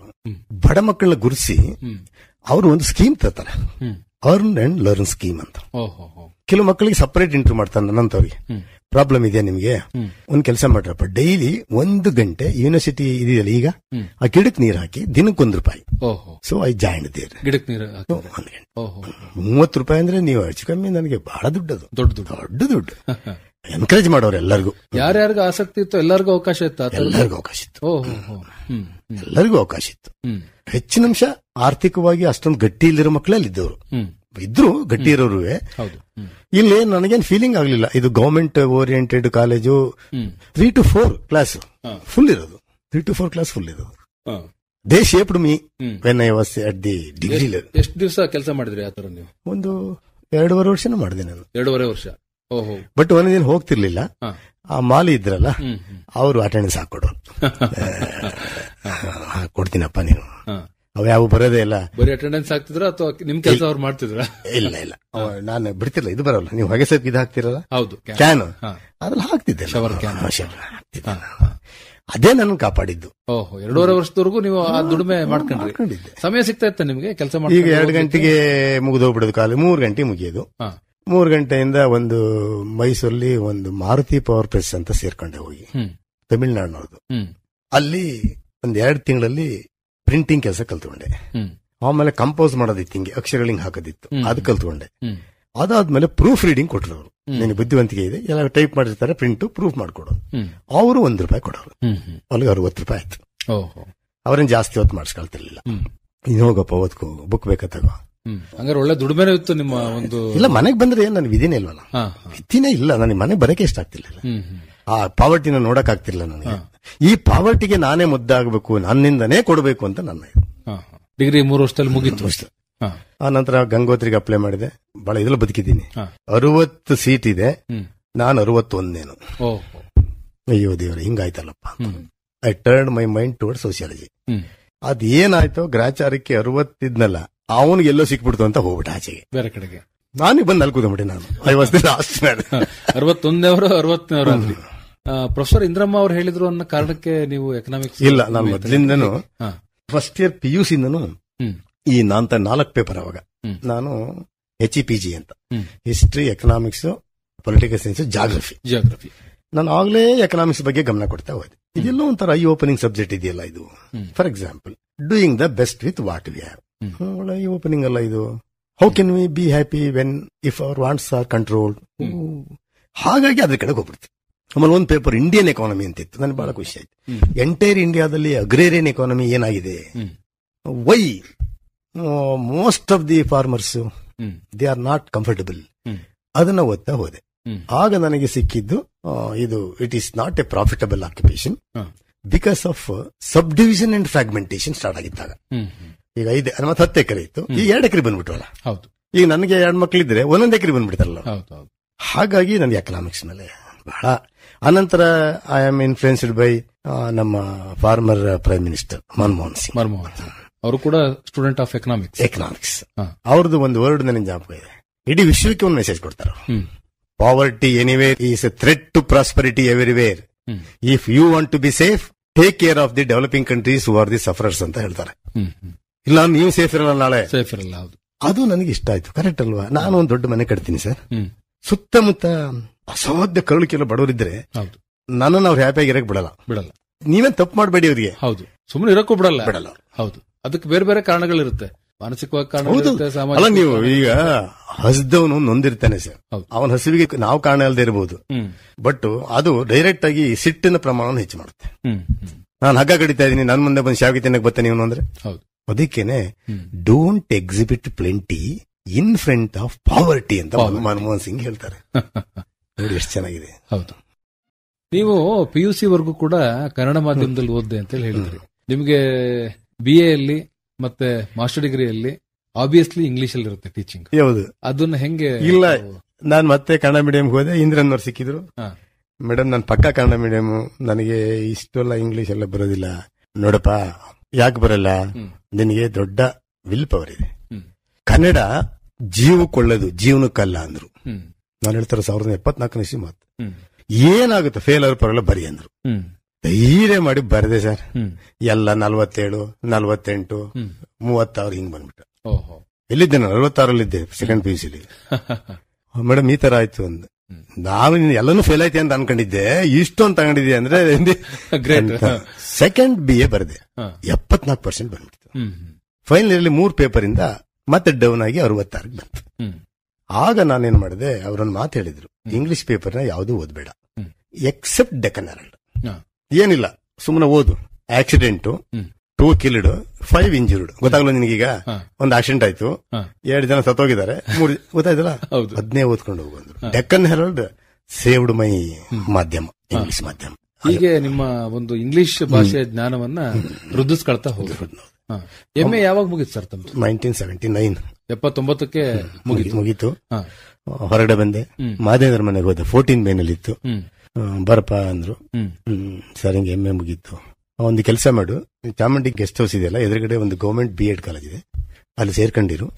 ನಾನು see that you are appointed. ಒಂದು 6 ತಿಂಗಳು ಮಾಡ್ತಾ ಇದ್ದೆ. ಹುಣಸೂರು ಪುರಸಭಾ ಪ್ರಥಮ ದರ್ಜೆ ಕಾಲೇಜಿನಲ್ಲಿ ನನಗೆ ಅಲ್ಲಿ ಹೋಗಪ್ಪ ರಿಪೋರ್ಟ್ ಮಾಡ್ಕೊಂಡ್ರು. ಅವ್ರ ಪ್ರಿನ್ಸಿಪಾಲ್ ಕೇಳಾಪುರದವರು, ಶಿವರುದ್ರಯ್ಯ ಅಂತ. ಅವರು ಪದೇ ಪದೇ ಕೇಳ್ತಿದ್ದಾರೆ, ಮಾದೇವ್ರ ಹೆಂಗ್ ಕಳ್ಸಿರ್ ನಿನ್ನ, ಮಾದೇವ್ರ ಹೆಂಗ್ ಕಳ್ಸಿರ್ ನಿನ್ನ ಅಂತ. ಮಾದೇವ್ರ ಹೆಂಗ್ ಕಳ್ಸಿದ್ರು? ಸೇಮ್ ಇದಲ್ವಾ? ಇಲ್ಲ ಸರ್, ನಾನು ಅವರ ಫ್ಯಾಮಿಲಿ ಬಾಯ್ ಅಂತ. ಒಂದ್ 2 ದಿನ ಪಾಠ ಆದ್ಮೇಲೆ ಮಾದೇವ್ನವರಿಗೆ ಫೋನ್ ಮಾಡಿದಂತ ಅವರು. ಇವರು ಹೇಳಿದ್ ನನಗೆ, ನಿಮ್ ಹುಡುಗ ಭಾರಿ ಸ್ಟ್ರಾಂಗ್ ಇದ್ದಾನೆ ಎಕನಾಮಿಕ್ಸ್. 1.5 ವರ್ಷ ಮಾಡಿದೆ. ಕಾಲ್ ಮಾಡ್ಬಿಟ್ರು, ಪೋಸ್ಟ್ ರಿಸರ್ವೇಶನ್ ಬಂದ್ಬಿಡಿದೆ ನನ್ನ ಗ್ರಾಚಾರಕ್ಕೆ. ಹೋಗೇ ಬಿಡ್ತಿ ಜಾಬ್. ಇಲ್ಲ, ಬಹಳ ನೊಂದ್ಕೊಂಡು ಮತ್ತೆ ಮೈಸೂರಿಗೆ ಬಂದೆ. ಮಾನಸ್ ಕಾಲೇಜಲ್ಲಿ ಒಂದು ಪಾರ್ಟ್ ಟೈಮ್ ಇದೆ ಅಂದ್ರು, ಹೋದೆ. ಸರ್, ನೀವು ಮೊದಲು ಕೆಲಸಕ್ಕೆ ಸೇರ್ಕೊಂಡಾಗ ಲೆಕ್ಚರರ್ ಅಂತ ಹೇಳಿ ಎಷ್ಟು ಸಂಬಳ ಬರ್ತಾ ಇತ್ತು? ನನಗೆ ಮೊದಲನೇ ತಿಂಗಳು 272 ರೂಪಾಯಿ ಸಿಕ್ತು. ಇಲ್ಲಿ ಬಂದು ಪರ್ಮನೆಂಟ್ ಆದಾಗ 670 ಸಿಕ್ತು. ದಿವಂಗತ DR ಕರಿಯೂರು ಕಾಲೇಜಿಗೆ ಬಂದೆ. ಅಲ್ಲಿ ಕನ್ಫರ್ಮ್ ಆಯ್ತಲ್ಲ, ಅಲ್ಲಿ ಸಿಕ್ತು. ಅವರು ಕೂಡ ಕರಿಯೂರು ತುಂಬಾ ಎನ್ಕರೇಜ್ ಮಾಡಿದ್ರು. ಅವ್ರು ಯಾವ ಮಟ್ಟಕ್ಕೆ ಅಲ್ಲೆಂಗ್ ನನಗೆ ಜೀವನ ಉದ್ದಕ್ಕೆ ಸಿಕ್ತು, ಇವರು ಸಿಕ್ಬಿಟ್ರು. ನನ್ನ ತಂಗಿ ಮದುವೆಗೆ ನನ್ನ ಸ್ಥಿತಿ ನೋಡಕ್ಕೆ ಮಗ್ಗೆಗೆ ಬಂದ್ಬಿಟ್ರು. ಅಲ್ಲಿ ಬೀದಿ ಮನೆ ಮುಂದೆನೆ ಮದುವೆ. ಸಾರ್, ತಾವು ಬರ್ತೀರಿ ಅಂತ ಗೊತ್ತಾಗ್ಲಿಲ್ಲ. ಇಲ್ಲ, ನಿನ್ನ ಸ್ಥಿತಿ ನೋಡ್ಬೇಕು ಅಂತ ಬಂದೀನಿ. ನೀವು ಅಲ್ಲಿ ಮೈಸೂರಿನಲ್ಲಿ ಇದ್ದಂತವ್ರು, ಮತ್ತೆ ಹುಣಸೂರಿನಲ್ಲಿ ಕೆಲ ಕಾಲ ಸೇವೆಯನ್ನ ಸಲ್ಲಿಸಿದಂತವ್ರು, ಹಾಸನಕ್ಕೆ ಹೇಗ್ ಬಂದ್ರಿ? ಇಲ್ಲ, ಮೈಸೂರು ಮಾನಸ ಕಾಲೇಜಿಗೆ ಬಂದ. ಅಲ್ಲೊಬ್ಬರು ನಾಗರಾಜ್ ಅಂತ ಕ್ಲರ್ಕ್ ಇದ್ರು. ಅವ್ರು ನನ್ನ ನೋಡ್ತಾ ಇದ್ರಂತ. ನನಗೊಂದ್ಸರಿ ಕರೆದ್ರು, ನೋಡ್ರೆ ಬನ್ರಿ, ಇಲ್ಲಿ ಇದರಲ್ಲಿ ಕಾಲಾಗಿದೆ ಹಾಸನದಲ್ಲಿ, ಸ್ವಲ್ಪ ನೀವು ಅಪ್ಲೈ ಮಾಡಿ ಅಂದ್ರು. ಇಲ್ಲ ಸರ್, ಇಲ್ಲಿ ಅಲ್ಲೇ ಎಷ್ಟೋ ಜನ ಇರ್ತಾರೆ. ಅವರು ಒಂದು ಮಾತು ಹೇಳ್ತಾರೆ, ನಿಮ್ಮ ಅನ್ನ ಅಲ್ಲೇ ಹಾಕಿರಬಾರ್ದು. ಒಂದು ಸಣ್ಣ ಮಾತು. ನಮ್ಮ ಸಮುದಾಯ ಅಲ್ಲ, ನಿಮ್ಮನ್ನ ನೋಡ್ರೆ ಹೊಟ್ಟೆ ಉರಿತ್ಕೊಂಡ್ರಿ ನೋಡ್ರಿ. ನಮ್ಮ ಪ್ರಿನ್ಸಿಪಾಲ್ ವಿಶ್ವೇಶ್ವರ ಮಗಳು ನಿಮ್ಮ ಕ್ಲಾಸಲ್ಲಿ ಕೂತಿತ್ತಂತೆ. ಅವರ ಮನೆಗೆ ಹೋಗಿ ಹೇಳುತ್ತಂತೆ ಮಗಳು, ಡ್ಯಾಡಿ ಈಗೊಬ್ರು ಬಂದಾರಲ್ಲ ಸಣ್ಣಕ್ಕೆ ಹುಡುಗ, ಏನ್ ಎಕನಾಮಿಕ್ಸ್ ಮಾಡ್ತಾರೆ ಡ್ಯಾಡಿ, ನಿಮ್ಮ ಹತ್ರ ಇದೆಲ್ಲ ದೊಡ್ಡವ್ರು, ಅಷ್ಟು ಜನ ನೋ ಯೂಸ್ ಅಂತ. ಆಗ ಇಲ್ಲಿ ಬಂದೆ, ಕಾಲ ಆಯ್ತಲ್ಲ ನೋಡೋಣ ಅಂತ ಇಂಟರ್ವ್ಯೂ ಬಂದೆ. ನನಗೆಲ್ಲ ಸಬ್ಜೆಕ್ಟ್ ಎಕ್ಸ್ಪರ್ಟ್ ಆಗಿ ಬಂದಿಲ್ಲ, ಹುಣಸೂರು ಶಿವಣ್ಣ ಅಂತ, ಅವರೇ ಸಿಕ್ಕಿದ್ರಿ ಇಲ್ಲಿ, ಮತ್ತೆ ಸಬ್ಜೆಕ್ಟ್ ಎಕ್ಸ್ಪರ್ಟ್. ಸರ್ ನಮಸ್ಕಾರ ಅಂದೆ. ನಿನ್ ಇನ್ನೂ ಕೆಲಸ ಸಿಕ್ಕಿಲ್ವಾ, ನೀನ್ ಎಂತ ಪರಮ ಪಾಪ ನೀನು, ಬಾ ಇಂಟರ್ವ್ಯೂಗೆ ಅಂದ್ರು. ಅಷ್ಟೊತ್ತಿ ಕರಿಗೋಡಿಗೆಲ್ಲ ರಿಕ್ವೆಸ್ಟ್ ಮಾಡಿದ್ದೆ. ಅವ್ರು ಶಿವಣ್ಣರಂದ್ರು, ಕರಿಗೋಡು ಕೇಳಪ್ಪ, ಕ್ವಶನ್ ಕೇಳಪ್ಪ, ಇವನಿಗೆ ಬಹಳ ಬರ್ತೀನಿ. ಇಲ್ಲ ಗೌಡ್ರಿಗೆ ಏನ್ ಕೇಳೋದು ಬೇಡ ಬಿಡಿ, ಸೆಲೆಕ್ಟ್ ಮಾಡಿ. ಇದೊಂದು ಸ್ವಲ್ಪ ಇದು ನತದೃಷ್ಟ ಹುಡುಗ, ಅಲ್ಲೂ ನಾನೇ ಸಬ್ಜೆಕ್ಟ್ ಎಕ್ಸ್ಪರ್ಟ್, ನನ್ನ ಹಣೆ ಬರಕ್ಕೆ ಇಲ್ಲೂ ನಾನೇ ಬಂದು, ನಾನು ಕ್ವಶನ್ ಮಾತ್ರ ಕೇಳಲ್ಲ, ಸೆಲೆಕ್ಟ್ ಮಾಡಿ ಅಂದ್ರು. ಇಲ್ಲ, ಏನಾದ್ರು ಕೇಳಪ್ಪ ನೀನು. ಅವ್ನು ಏನ್ ಕೇಳಿದ್ರು ಹೇಳ್ತಾನೆ ಗೌಡ್ರೆ. ಆಯ್ತು, ಒಂದ್ ಕೇಳು ಅಂದ್ರು. ಶಿವಣ್ಣ ಸರ್, ಆಯ್ತು, may know the difference between bank rate and rate of interest ಅಂದ್ರು. Very good question sir. Bank rate is the rate charged by central bank of India over the banks. Rate of interest is the charge made by banks to borrowers customers. ನಾನು ಏನ್ ಹೇಳಿದೆ ಗೌಡ್ರೆ, select ಆಯ್ತು. ಆಯ್ಕೆ ಆಗಿ ತಕ್ಷಣ ನೀವು ಸೇರ್ಕೊಬಿಟ್ರಿ. ಮೈಸೂರಿನಲ್ಲಿ ಅನೇಕ ಕಾಲ ಇದ್ದಂತವ್ರು ನೀವು. ಅವತ್ತಿನ ಕಾಲಕ್ಕೆ ದೊಡ್ಡ ನಗರ ಅದು. ಅಲ್ಲಿಂದ ಹಾಸನಕ್ಕೆ ಬಂದು ಹೊಂದ್ಕೊಳ್ಳೋ ಅಂತದ್ದು ಇಲ್ಲ, ಕಷ್ಟ ಆಯ್ತು ನನಗೆ. ಕ್ಲಾಸ್ಗೆ ಹೋಗ್ತೀನಿ, ಎಲ್ಲ ಹುಡುಗರು ಒಂದೊಂದು ಕ್ವಿಂಟಾಲ್ ಇದಾರೆ, ಎಲ್ಲ ದಪ್ಪ ದಪ್ಪ ಹುಡುಗರು, ಬೋನಹಳ್ಳಿ, ಗವನಹಳ್ಳಿ ಅಂತಾರೆ, ಬುಸನಹಳ್ಳಿ ಅಂತಾರೆ. ನಾನು ಸ್ವಲ್ಪ ತಾಳ್ಮೆ ಇತ್ತಲ್ಲ. Before entering to the subject I took different way, ನೋಡೋಣ ರೆಸ್ಪಾನ್ಸ್ ಹೆಂಗ್ ಬರುತ್ತೆ ಅವ್ರಿಗೆ. ಈಗ ಬಂದವರೆಲ್ಲ ಪಾಠಕ್ಕೆ ಹೋಗ್ತಿದ್ರಲ್ಲ, ನಾನು ಪಾಠಕ್ಕೆ ಬರೋದಕ್ಕಿಂತ ಮೊದಲು BEd ಅಲ್ಲಿ ಒಂದು ಮೆಥಡ್ ಇತ್ತು, from known to unknown method ಅಂತ BEd ಅಲ್ಲಿ ಇತ್ತದು. ಆ ಮಕ್ಕಳಿಗೆ ಇಷ್ಟ ಆಗ್ಬಿಡ್ತು. ಆಗ ನನಗೆ ಹಾಸನದ ಸಂಕಟ ಆಯ್ತು, ಇದು ಒಂದ್ ಸ್ವಲ್ಪ ನಾನು ಮೈಸೂರಲ್ಲಿ ಓದ್ದವನು ಇಲ್ಲಿ ಬಂದ್ಬಿಟ್ನಲ್ಲ, ದೇವರೇ ನನಗಿಲ್ಲ ಅನ್ನ ಆಯ್ತಲ್ಲ. But when we don't get what we like, we must like what we get. ನೀವು ಅಧ್ಯಾಪನ ವೃತ್ತಿಗೆ ಹೋಗ್ಬೇಕು ಅನ್ನೋದು ನಿಮ್ಮ ಮನಸ್ಸಿನಲ್ಲಿ ಮೊದಲಿಂದ ಇತ್ತು. ಅದಕ್ಕೆ ಕಾರಣ ನಮ್ಮ ಹೈಸ್ಕೂಲ್ ಟೀಚರ್ಸ್, ಆಮೇಲೆ ಮಹಾರಾಜ ಕಾಲೇಜು ಲೆಕ್ಚರ್ಸ್. ಗಂಗೋತ್ರಿಲಿ ಅಲ್ಲಿ ಏನ್ ಪಾಠ ಇರ್ತಿರ್ಲಿಲ್ಲ, ಅಲ್ಲಿ ಅದೆಲ್ಲ ಮಾಸ್ಟರ್ ಡಿಗ್ರಿ ಅಲ್ಲ, ಅವ್ರದೇನು ಯಾರದು ನನಗೇನು ಮುದ್ರಣ ಆಗಿಲ್ಲಪ್ಪ. ಬೇರೆ ಯಾವ್ದಾದ್ರು ವೃತ್ತಿಗೆ ಹೋಗ್ಬೇಕು ಆ ತರದೇ ಮನಸ್ಸೇ ಬರ್ಲಿಲ್ಲ. ನನಗೆ ಗೊತ್ತಿತ್ತು cheating is the noblest profession of all the professions, but sorriest of trade ಅಂತ ಓದಿದ್ದೆ. ನನಗೆ ಇದು ಬೇಕಿಲ್ಲ ಅಂದ್ರೆ ನಾನು ಆಗ್ಲೂ ಓದಿದ್ದೆ, money is not everything but money is required ಅಂತ ಗೊತ್ತಿತ್ತು ನನಗೆ. ನನಗೆ ಇಂಪ್ರೆಸ್ ಆಗಿದ್ದು ಮನಿ ಇಸ್ ನಾಟ್ ಎವ್ರಿಥಿಂಗ್ ಅನ್ನೋದು. So I went in search of peace of mind to me, ನನ್ನ ಒಡಹುಟ್ಟಿದವರು, ನಮ್ಮ ಕುಟುಂಬ. ಹಾಗಾಗಿ ನನಗೆ ನಾನು ಒಂದು ಒಳ್ಳೆ ತೀರ್ಮಾನ ತಗೊಂಡೆ ಅಂತ ಅನ್ನಿಸ್ತು. 36 ವರ್ಷ ಒಂದು ಪ್ರೈವೇಟ್ ಕಾಲೇಜಲ್ಲಿ ಸತತವಾಗಿ ನಾನು ಅಲ್ಲಿ, ಇವತ್ತು ಹಾಸನದಲ್ಲಿ ನಾನು ಹೇಳಿದ್ರೆ ನಿಮ್ಗೆ ಹೊಗಳಿಕೆ ಆಗುತ್ತೆ, ಯಾವುದೇ ಒಂದು ದೊಡ್ಡ ದೊಡ್ಡ ಅಂಗಡಿಗಳಿಗೆ ಹೋದ್ರೆ ಸುಮ್ಮನೆ MHR ಅನ್ನಿ ಅವರೇ. ಈಗ ಮೊನ್ನೆ ಒಬ್ರು ಬಂದಿದ್ರು, ಜಾಯ್ ಆಂಟೋನಿ ಅಂತ, ಈಗ ರೂರಲ್ ಸರ್ಕಲ್ ಇನ್ಸ್ಪೆಕ್ಟರ್ ಬಂದಿರಂತೆ. ಅವರು ಡ್ರೆಸ್ ಅಲ್ಲೇ ಕಾಲೇಜಿಗೆ ಬಂದ್ಬಿಟ್ಟಿದ್ದಾರೆ. ಇಲ್ಲಿ ನಮ್ಮ ಕಾಲೇಜ್ ಹೈಸ್ಕೂಲಲ್ಲಿ ಹೆದರ್ ಬಿಟ್ಟಿದ್ದಾರೆ, ಸರ್ ಪೊಲೀಸ್ ನೋಡ್ರಿ ಬನ್ನಿ ಸರ್, ತಾವು ಹಿರಿಯರಿದ್ದೀರಿ ಸ್ವಲ್ಪ ಮ್ಯಾನೇಜ್ ಮಾಡಿ. ಇವ್ರು ನಮ್ಗೆ ಏನ್ ತಪ್ಪಾಯ್ತಪ್ಪ ಅಂತ ಹೋದ್ರೆ ಸರ್ ಗೊತ್ತಾಗಲ್ಲ ಇವ್ರೆ ಅಂದೆ. ಸರ್ ನಾನ್ ಸರ್ ಜಾಯ್ ಆಂಟೋನಿ, ನಾನು ಕೇಳ್ತಾನೆ ಇದ್ದೆ ಸರ್ ಎಲ್ಲಿದ್ದಾರೆ ಅಂತ. ಶ್ರೀಧರ ಹೇಳ್ದ, ನಿಮ್ಮನ್ನ ನೋಡಿ ಆಶೀರ್ವಾದ ತಗೊಂಡು ಹೋಗ್ಬಿಡ್ತೀನಿ. That is the way I impressed the students without keeping them in dark. ಒಂದೇ ಒಂದು ನಾನು ತಪ್ಪು ಮಾಡ್ತಿದ್ದೆ ಯಾವಾಗ ಅಂದ್ರೆ, ಕ್ಲಾಸ್ಗೆ ಅಟೆಂಡೆನ್ಸ್ ತಗೊಂಡು ಹೋಗ್ತಿರ್ಲಿಲ್ಲ. ಅದು ನನಗೆ ಒಂದು ರಿಮಾರ್ಕ್ ಆಯ್ತು. ಅಧ್ಯಕ್ಷರು ಬಂದು ಆಮೇಲೆ ಬರ್ತಾರೆ, ಒಂದಿನ ಫುಲ್ ಕೂತ್ಬಿಟ್ಟಿದ್ದಾರೆ ಹುಡುಗರು. ನಮಸ್ಕಾರ ಸರ್ ಅಂದೆ, ಎಲ್ಲಿ ಅಟೆಂಡೆನ್ಸ್ ಎಲ್ಲಿ ಅಂದ್ರು. ಇಲ್ಲ ಸರ್, ಅಟೆಂಡೆನ್ಸ್ಗೆ ಅಂತ ಮಾಡಿದ್ರೆ ಸರ್ ಯಾರು ಇಂಟ್ರೆಸ್ಟ್ ಕೇಳಲ್ಲ ಸರ್, ಅದಕ್ಕೋಸ್ಕರ ತಂದಿಲ್ಲ, ಹಂಗೆಲ್ಲ ಆಗೋದಿಲ್ಲ, ತರಲೇಬೇಕು ಅಂದ್ರು. ಆಮೇಲೆ ನಾನು ಸ್ವಲ್ಪ ಮಕ್ಕಳ ಹತ್ರ ಕೇಳ್ಬೇಕು ನಿನ್ನ ಬಗ್ಗೆ ಅಂದ್ರು. ಸರ್ ನಾನು ಆಚೆಗೆ ಹೋಗ್ತೀನಿ, ನನ್ನ ನಿಲ್ಸಂಗ್ ಕೇಳಿದ್ರೆ ನನ್ನ ಪರವಾಗಿ ಮಾತಾಡ್ತಾರೆ. ಕೇಳ್ಕೊಂಡ್ರು, ಬಂದ್ರು, ಇದಕ್ ಕರೆದ್ರು ಚೇಂಬರ್ಗೆ. ಅಲ್ರಪ್ಪ ನೀನ್ ಅಟೆಂಡೆನ್ಸ್ ತಗೋತೀನಿ ಅಂತ ಏನ್ ಬುಕ್ಕೇ ತಗೊಂಬಂದಿರಿ, ಅಲ್ಲಿ ನಿಮ್ ಕ್ಲಾಸಿಗೆ ಬಂದ್ರೆ 3 ಮತ್ತೊಂದು ಕೂತವ್ರೆ, ಈ ರಂಗೇಗೌಡ ಕ್ಲಾಸ್ ಅಲ್ಲಿ ತುಂಬಿ ಕೂತವ್ರೆ, ಯಾವ ಮಾಡಲ್ ಒಳ್ಳೇದ್ರಿ ಅಂದ್ರು. ಆಮೇಲೆ ನನಗೆ ಅಟೆಂಡೆನ್ಸ್ ತಗೊಳಪ್ಪ ಬೇಕಾಗುತ್ತೆ, ಏನೋ ಆಕ್ಸಿಡೆಂಟ್ ಗೀಷನ್ ಸರ್ ತಗೊಳ್ತೀನಿ ಬಿಡಿ sir. I attracted through my presentation skill. ಅವ್ರು ಹೇಳಿದ್ರು ಯಾವ ಕಾರಣಕ್ಕೆ ನೀವು ಈ ಪೇಪರ್ ಓದ್ಬೇಕು, ಯಾವ ಕಾರಣಕ್ಕೆ ಓದ್ಬೇಕು, ಸುಮ್ನೆ ಯಾಕೆ ಓದ್ತಿರಿದ್ನ, ಅದೆಲ್ಲ ಒಂದ್ ಕಡೆ ಬಳಕೆ ಆಗ್ಬೇಕು ನಿಮ್ಗೆ. ಏನು ರಿಸರ್ವ್ ಬ್ಯಾಂಕ್ ಆಫ್ ಇಂಡಿಯಾ ಅದ್ರ ಪಾತ್ರ ಏನು, ಅದಾದ್ಮೇಲೆ ಬೇರೆ ಬ್ಯಾಂಕ್ ಪಾತ್ರ ಏನು, ಇಂಥವನ್ನೇ ಓದ್ಕೊಂಡ್ ಬಂದಿ ಅಂತ ಹೇಳ್ತಾರೆ. ಹಾಗಾಗಿ ಟೀಚಿಂಗ್ ನನಗೇನು. ಸುಮಾರು 36 ವರ್ಷಗಳ ಕಾಲ ಒಂದೇ ಕಡೆ ಕೆಲಸ ಮಾಡಿದ್ರಲ್ಲ, ಬೇಸರ ಅಂತ ಅನಿಸ್ತಿಲ್ವ? ಇಲ್ಲ, ನಾನು ವೃತ್ತಿನ ಇಷ್ಟಪಟ್ಟಿದ್ದೆ. ನನ್ನ ಯಾರು ನೂಕಿದ್ದಲ್ವಲ್ಲ, ನಾನೇ ಪ್ರಿಫರ್ ಮಾಡ್ಕೊಂಡಿದ್ದೀನಲ್ಲ, ಹಾಗಾಗಿ ನನಗೆ ಬೇಸರ ಆಗ್ಲಿಲ್ಲ. ಈವನ್ ಟುಡೇ ನಾನು ಅಲ್ಲಿ ನಮ್ಮ ಬಹಳ ಪ್ರತಿಷ್ಠಿತವಾದಂತಹ ಪ್ರಥಮ ದರ್ಜೆ ಕಾಲೇಜಿಗೆ ಅವರು ನನ್ನನ್ನ ಫೋನ್ ಮಾಡಿ ಕರೆದ್ರು. ರಂಗೇಗೌಡ್ರೆ ಸ್ವಲ್ಪ ಬನ್ನಿ ಮಾತನಾಡಬೇಕು, ನಿಮ್ ಬಗ್ಗೆ ಹಾಸನದಲ್ಲಿ ತುಂಬಾ ಕಲೆಕ್ಟ್ ಮಾಡಿದ್ದೀನಿ, ಒಂದು ಪ್ರಥಮ ದರ್ಜೆ ಕಾಲೇಜ್ ಮಾಡಬೇಕು ಅಂತಿದ್ದೀನಿ, ಪ್ಲೀಸ್ ಕಮ್ ಡಿಸ್ಕಸ್ ಮಾಡ್ತೀನಿ, ಪ್ರಾಂಶುಪಾಲರಾಗಿ ಇರಿ. ಇಲ್ಲೂ ಕೂಡ ನಾನು ಕಾಮರ್ಸ್ ಬ್ಯಾಕ್ ಗ್ರೌಂಡ್, ಎಕನಾಮಿಕ್ಸ್, ಯಾರೋ ಕಾಮರ್ಸ್ನವರೊಬ್ಬ ಲೆಕ್ಚರರ್ ಬಂದಿಲ್ಲ ಅಂದ್ರೆ ನಾನು ಆ ಕ್ಲಾಸ್ಗೆ ಹೋಗ್ತೀನಿ. ನಾನು ರೈಟರ್ ಆಲ್ಸೋ, ಸುಮಾರು 19 ಪುಸ್ತಕಗಳು ಬರೆದಿದ್ದೀನಿ ನಾನು. ನಮ್ಮ ಜೊತೆ ಒಬ್ರು ಸೋಮಶೇಖರ್ ಸರ್ ಅಂತಿದ್ರು, ನಮ್ಮ ಸೀನಿಯರ್, ಅವರು PhD ಮಾಡಿದ್ರು, ಹೆಗ್ಡೇರಲ್ಲೇ ಮಾಡಿದ್ರು. ನಾವಿಬ್ಬರು ಸೇರಿ 19 ಪುಸ್ತಕ ಬರೀತೀವಿ. ಯಾವ್ಯಾವ ಪುಸ್ತಕಗಳನ್ನ ಬರೆದಿದ್ದೀರಾ ಸರ್?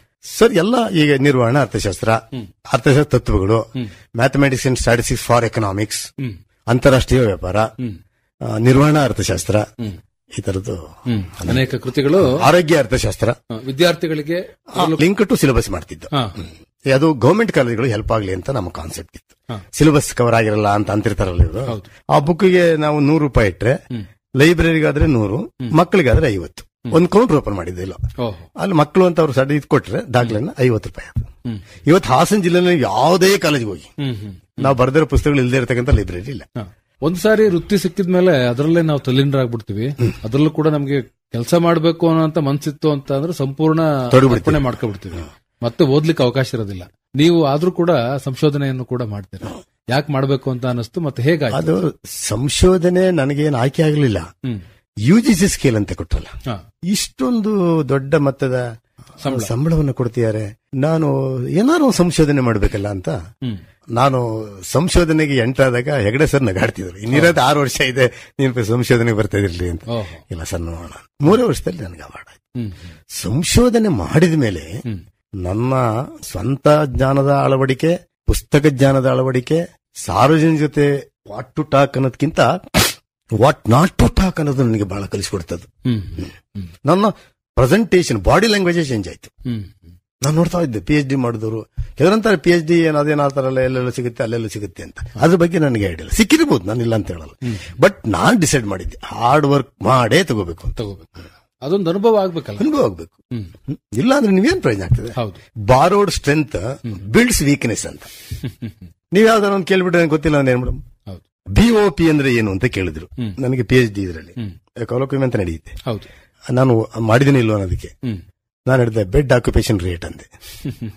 ಬಹಳ ವರ್ಕ್ ಮಾಡಿದಿರಿ ಬಿಡಿ. ಯಾಕೆ ನಿಮ್ಮ ಥೀಸಿಸ್ ಅಲ್ಲಿ ಹಾಸನದಲ್ಲಿ ಯಾವುದೋ 1-2 ಕಾಲೇಜಲ್ಲಿ ಮಾತ್ರ 100% BOR ಇದೆ, ಬಟ್ ಉಳಿದ ಕಡೆ ಇಲ್ವಲ್ಲ ಅಂತ. ಮೋಸ್ಟ್ ನಾನು ಹೋಗಿ ಇಂಟರ್ವ್ಯೂ ಮಾಡಿದೆ ಸರ್. ಕೆಲವು ಪೇಷಂಟ್ಸ್ಗಳು ಇಲ್ಲಿ ಸ್ಟೇಯಿಂಗ್ ಫ್ರೆಂಡ್ಲಿ ಇಲ್ಲ ಅಂತ ಹೇಳಿದ್ರು. ಹಾಗಾಗಿ ಅಲ್ಲಿ ಪರ್ಸೆಂಟೇಜ್ ಕಡಿಮೆ ಇದೆ. ಯಾವ ವಿಷಯಕ್ಕೆ ಸಂಬಂಧಪಟ್ಟ ಹಾಗೆ ಸಂಶೋಧನೆಯನ್ನು ಮಾಡಿದ್ರು? ಆರೋಗ್ಯ ಅರ್ಥಶಾಸ್ತ್ರದ ಬಗ್ಗೆ. ಆರೋಗ್ಯ ಅರ್ಥಶಾಸ್ತ್ರ ಪರ್ಟಿಕ್ಯುಲರ್ಲಿ ಸರ್ಕಾರದ ತುಂಬಾ ಹಣ ಖರ್ಚು ಮಾಡ್ತಾ ಇದೆ ಸಾರ್ವಜನಿಕ ಆರೋಗ್ಯಕ್ಕಾಗಿ, ಹಾಸ್ಪಿಟಲ್ ಮೇಲೆ ಎಲ್ಲ. ಇಷ್ಟಾದ್ರೂ ಜನಗಳು ಖಾಸಗಿ ವಲಯಕ್ಕೆ ಹೋಗ್ತಾ ಇರ್ಬೇಕಾದ್ರೆ ಏನಾದ್ರು ಒಂದು ಕಾರಣ ಇರಬೇಕಲ್ಲ ಅಂತ ನಾನು ಹುಡುಕ್ತಾ ಹೋದೆ. ಅಲ್ಲಿ ನನಗೆ 2 ಅಂಶ ಸಿಕ್ತು. ಒಂದು, ಸರ್ಕಾರಿ ಆಸ್ಪತ್ರೆಗಳು ವೀಕ್ ಅನ್ನೋದಕ್ಕಿಂತ ಬದಲಾಗಿ ಈ ಸಾರ್ವಜನಿಕರಲ್ಲಿ ತಲಾ ಆದಾಯ ಹೆಚ್ಚಾಯ್ತು. ನೀವು ತಲಾ ಆದಾಯ ಹೆಚ್ಚಾದಂಗೆ ಸ್ವಲ್ಪ ಎಲ್ಲೋ ಒಂದ್ ಕಡೆ ಖಾಸಗಿ ತಗೋಬೇಕು, ಅಲ್ಲಿ ಗುಣಮಟ್ಟ ಇರ್ತದೆ, ಇದು ಡೆವಲಪ್ ಆಗ್ಲಾಗಿ ಸೈಮಲ್ಟೇನಿಯಸ್ ಆಗಿ ಖಾಸಗಿ ಪ್ರೊವೈಡರ್ಸ್ ಡೆವಲಪ್ ಆದ್ರು. ಯಾವ ಖಾಸಗಿ ಪ್ರೊವೈಡರ್ಸ್ ಇವ್ರನ್ನೇನು ಫೋರ್ಸ್ ಮಾಡಿಲ್ಲ. Patients they are going on their own. ಈಗ ಕಂಪ್ಲೇಂಟ್ ಮಾಡ್ತಾರೆ. ನನಗೇನು ಅನಿಸುತ್ತೆ, ಈಗ ನಮ್ಮ Hassan government hospital it is giving very good service. ನಾನು ಐ ಹ್ಯಾವ್ ಕರೋನಾ ಟೈಮ್ ಅಲ್ಲಿ ನಾನು ಬಹಳ ವಿಸಿಟ್ ಕೊಟ್ಟಿದ್ದೀನಿ ಆಸ್ಪತ್ರೆಗೆ. ಒಂದಿನ HK ಜವರೇಗೌಡರು ಮಲಗಿದ್ರು, ಅವ್ರ ಪಕ್ಕ ಡಾಕ್ಟರ್ ಲಿಂಗರಾಜ್ ಮಲಗಿದ್ರು. ನಾನು 11 ಗಂಟೆಗೆ ಹೋದೆ. ಇಲ್ಲಿ ಲಿಂಗರಾಜ್ ಸರ್ ಹೇಳ್ತಾರೆ, ನೀನು ಬಹಳ ಬಂಡು ಮನುಷ್ಯ ಕಣೆ ನೀನು ಅಂತ. ಸರ್ ಏನಾಯ್ತು ಅಂದೆ. ಇದು ಕರೋನಾ ಬ್ಲಾಕ್ ಕಣಪ್ಪ. ಅಯ್ಯೋ ಅಲ್ಲೇ ನೋಡಿದೆ ಸರ್, ಬೋರ್ಡ ಹಾಕಿತ್ತಲ್ಲಿ. ಅದೇನಾಗುತ್ತೆ ಕರೋನಾ ಆದ್ರೆ? ಶೋಂಕಿತರು ಕಳಂಕಿತರಲ್ಲ ಅಂತ ಒಂದು ಆರ್ಟಿಕಲ್ ಬರದೆ. ಯಾಕೆ ನೋಡ್ತೀರ ಅವ್ರನ್ನ ಕಳಂಕಿತರ ತರ? ಏನಾಗಿದೆ ಅವ್ರಿಗೆ? ಒಂದು ಶೋಂಕು ತಟ್ಟಿದೆ, ಹಿಂದೆನೂ ತಟ್ಟಿತ್ತು, ಹೌದು, ಮುಂದೆನೂ ತಟ್ಟುತ್ತೆ. ಇದು ಇವರು ಗಾಬರಿ ಪಡಿಸಿದ್ರಲ್ಲ ಸರ್, ಗಾಬರಿಗೆ ಪರ್ಸೆಂಟೇಜ್ ಆಫ್ ಇದು ರೋಗ ನಿರೋಧಕ ಶಕ್ತಿ ಕಡಿಮೆ ಆಯ್ತು. ಹಾಗಾಗಿ ನಾನು ಕರೋನಾ ಟೈಮಲ್ಲಿ ಬಹಳ ಹಿಂದೆ ಬೀಳಲಿಲ್ಲ. ಐ ವಿಸಿಟೆಡ್ ಪೇಷಂಟ್ಸ್ ಹೇಳ್ತಿದ್ದೆ. ನಮ್ಮ ಡಾಕ್ಟರ್ ಹೆಬ್ಬಾರ್ ಸರ್ ಹತ್ರ ಕೂರ್ತಿದ್ದೆ. ಅವರು ನೀವು ಒಳ್ಳೆ ಕೆಲಸ ಮಾಡ್ತಾ ಇದೀರಿ ಮಾಡಿ ಅನ್ನೋರು. ಆಚಲ್ ಪೇಷಂಟ್ ಹೇಳ್ತಿದ್ದೆ, ಗಾಬರಿ ಆಗ್ಬೇಡಿ, ಯಾವ್ದೋ ಒಂದು ಡೋಲು ಅಂತ ಕೊಡ್ತಿದ್ದಾರೆ, ನಿಮ್ ಮನಶಾಂತಿ ತಗೊಳ್ಳಿ. ನಾನು ಏನೂ ಆಗಿಲ್ಲ. ಮೊದ್ಲು ಕೆಮ್ತಿರ್ಲ್ವೇನ್ರಿ ನೀವು? ಏನು ಕೆಮ್ತೀನಿ ಅನ್ಕೊಳ್ಳಿ. ಅಂದ್ರೆ ಆತ್ಮವಿಶ್ವಾಸವನ್ನ ನೀವು ಮೂಡಿಸದೆ ಹೋದ್ರೆ ಈ ಕಡಿಮೆ ತಿಳುವಳಿಕೆ ಇರ್ತಕ್ಕಂಥ ಇರ್ತಾರಲ್ಲ, ಗಾಬರಿ ಆಗ್ಬಿಡ್ತಾರೆ. ನ್ಯಾಚುರಲ್. ಸುಮಾರು 36 ವರ್ಷಗಳ ಕಾಲ ತಾವು ಶಿಕ್ಷಣ ಕ್ಷೇತ್ರದಲ್ಲಿ ಕೆಲಸ ಮಾಡಿದ ಕಾರಣಕ್ಕಾಗಿ ಈ ಪ್ರಶ್ನೆಯನ್ನು ಕೇಳ್ತೀನಿ. ಇವತ್ತಿನ ಶೈಕ್ಷಣಿಕ ವ್ಯವಸ್ಥೆ ಹೇಗಿದೆ, ಎತ್ತ ಸಾಗ್ತಾ ಇದೆ, ನೀವೇನಂತೀರಿ? ಇಲ್ಲ, ಇವತ್ತು ಯಾವ ದಿಕ್ಕಿಗೆ ಸಾಗಬೇಕೋ ಅದೇ ದಿಕ್ಕಲ್ಲಿ ಸಾಗ್ತಾ ಇದೆ. ಬಸ್ಟ್ ಮಾರಲ್ ಇದೆಯಲ್ಲ, ಮಾರಲ್ ಎಜುಕೇಶನ್ ಕೊಡಬೇಕಾಗಿತ್ತಲ್ಲ ಮಕ್ಕಳಿಗೆ, ಅದನ್ನ ನಾವು ಕೊಡುವಂತ ದಿಕ್ಕಲ್ಲಿ ಸಾಗ್ತಾ ಇಲ್ಲ. ಏನಿದ್ರು percentage, how to join job, ಈ ತರದಕ್ಕೇನೆ ಗಮನ ಕೊಡು. ಇದ್ರ ಬದಲು ಸ್ವಲ್ಪ ಆ ಮಕ್ಕಳಿಗೆ ಇನ್ನೊಂದು ಬದುಕನ್ನು ಹೇಳ್ಕೊಟ್ರೆ. ಇವತ್ತು ತುಂಬಾ ಜನ ಇಂಟೆಲಿಜೆಂಟ್ ಸ್ಟೂಡೆಂಟ್ಸ್ ಇದ್ದಾರೆ, ಬಟ್ ಅಷ್ಟೇ ಒಳ್ಳೆ ಸ್ಟೂಡೆಂಟ್ಸ್ ಇಲ್ಲ. ಮಕ್ಕಳಲ್ಲಿ ಒಳ್ಳೆತನ ಇಲ್ಲದೆ ಹೋದ್ರೆ ಅವರ ಬುದ್ಧಿವಂತಿಕೆ ಹೆಲ್ಪ್ ಆಗಲ್ಲ. ನನ್ನ ಅನುಭವ. Common sense is equally important when compare to your intelligence. ಆಯ್ತು, ಮಕ್ಕಳ ಎಲ್ಲ ಬುದ್ಧಿವಂತರಿದ್ದಾರೆ, ಅವ್ರು ಏನು ಇವತ್ತೆಲ್ಲ ಇರ್ತಾರೆ, ಅವ್ರ ಸೈನ್ಸ್ ನಾಲೆಡ್ಜ್ ಎಲ್ಲ ಕರೆಕ್ಟ್, ಬಟ್ ಅವ್ರ ಸ್ವಂತ ಬದುಕಲ್ಲಿ ಫೇಲ್ ಆಗ್ತಿದ್ದಾರೆ. ಕಾರಣ ಇಷ್ಟೇ, ಅವರಿಗೆ ನೈತಿಕ ಶಿಕ್ಷಣ ಸಿಗ್ಲಿಲ್ಲ. ಅದ್ರ ಕೊರತೆ ಮನೆ ಒಳಗಡೆ ಇದೆ, ಮನೆ ಹೊರಗಡೆ ಇದೆ. ಇನ್ನು ಇವತ್ತಿನ ಕಾಲದ ವಿದ್ಯಾರ್ಥಿಗಳಲ್ಲಿ ಈ ಆಯ್ಕೆಯ ಗೊಂದಲ, ಗುರಿಯ ಗೊಂದಲ, ಇವೆಲ್ಲವೂ ಕೂಡ ಸಾಕಷ್ಟಿದಾವೆ ಅಂತ ಹೇಳಿ ನನ್ಗನ್ಸುತ್ತೆ. ನಿಜವಾಗ್ಲು ಒಳ್ಳೆ ಪ್ರಶ್ನೆ ಇದು ಕೂಡ. ಪರ್ಟಿಕ್ಯುಲರ್ಲಿ ಆಫ್ಟರ್ PUC ಇದು ಸ್ಟಾರ್ಟ್ ಆಗ್ತದೆ. ಅದು up to PUC result oriented education, ಹೆಚ್ಚು ಅಂಕಗಳನ್ನು ಕಳಿಸಬೇಕು. After PUC job oriented education. ಹಾಗಾಗಿ ಮಕ್ಕಳು ಏನ್ ಮಾಡಬೇಕು ಅಂದ್ರೆ, ಆಯ್ಕೆ ಮಾಡ್ಕೊಳ್ಳುವಾಗ ಯಾವ ಕೋರ್ಸು ನನಗೆ ಆಗ್ತದೆ, ಯಾವ ಕಾಲೇಜು ನನಗೆ ಓಕೆ, ಇದನ್ನ ಮಾಡ್ಕೊಳ್ಳೋದು ಹೇಗೆ? ಅವರು ಪ್ರತಿ ಒಂದು ಸಂಸ್ಥೆ ಕ್ಯಾಂಪಸ್ಗೆ ವಿಸಿಟ್ ಮಾಡಬೇಕು.